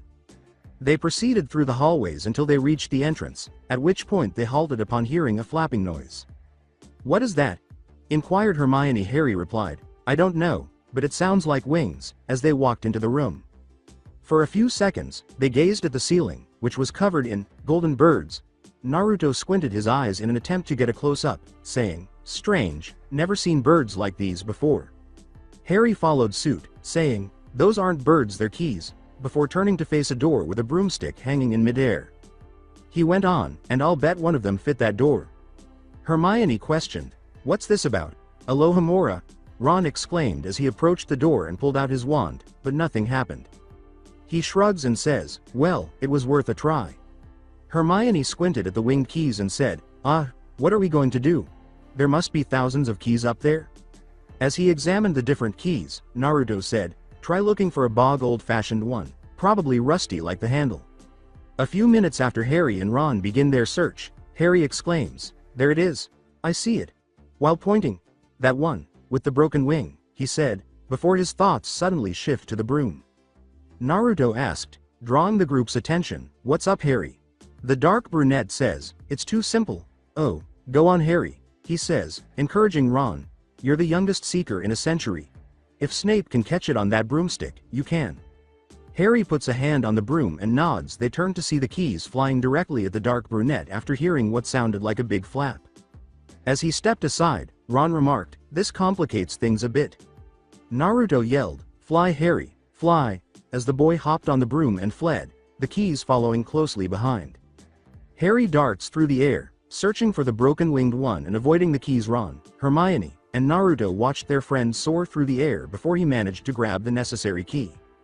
He yells, "Catch," as he tosses Hermione the key. She grabs it and runs to the door. Before Harry shot through the door, he opened it and let Naruto and Ron inside. The keys slam into the door, and the witch closes it. As he gets off the broom and moves on to the next room, Harry remarks, "Well, that was fun." A short while later, they wander into a different room that appears to be fairly typical, with a single window letting in moonlight and a long, railing-free bridge spanning the space over a sizable death spike pit. "Wait, this could either be another puzzle, or worse, a trap," Naruto said as he stopped Harry as he was about to cross. Ron said, "What trap? It's just a bridge. I highly doubt there's anything to worry about." Naruto shook his head. He took out his wand and crossed the bridge carefully, saying, "You never know." As the blonde reached the center, precisely where the moonlight was falling, Hermione and Harry held their breath. Naruto paused and glanced around, but there was nothing there yet. He said, "Looks okay, you guys can cross over now," without realizing that his own shadow had risen. The blonde turned as a silhouetted version of himself aimed its wand and exclaimed, "Naruto, watch out," before being blasted away by a black stream of magic. "Nani," he said. As he flew back, he cried out, "Ah!" The blonde rolled twice on the ground before toppling over the ledge. Naruto gritted his teeth and pulled himself up while the three gasped.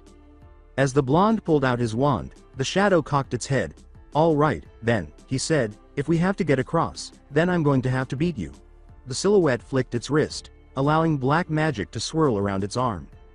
"Protega," he exclaimed as he used a bright, transparent blue shield to block the spell as it aimed and fired the stream once more.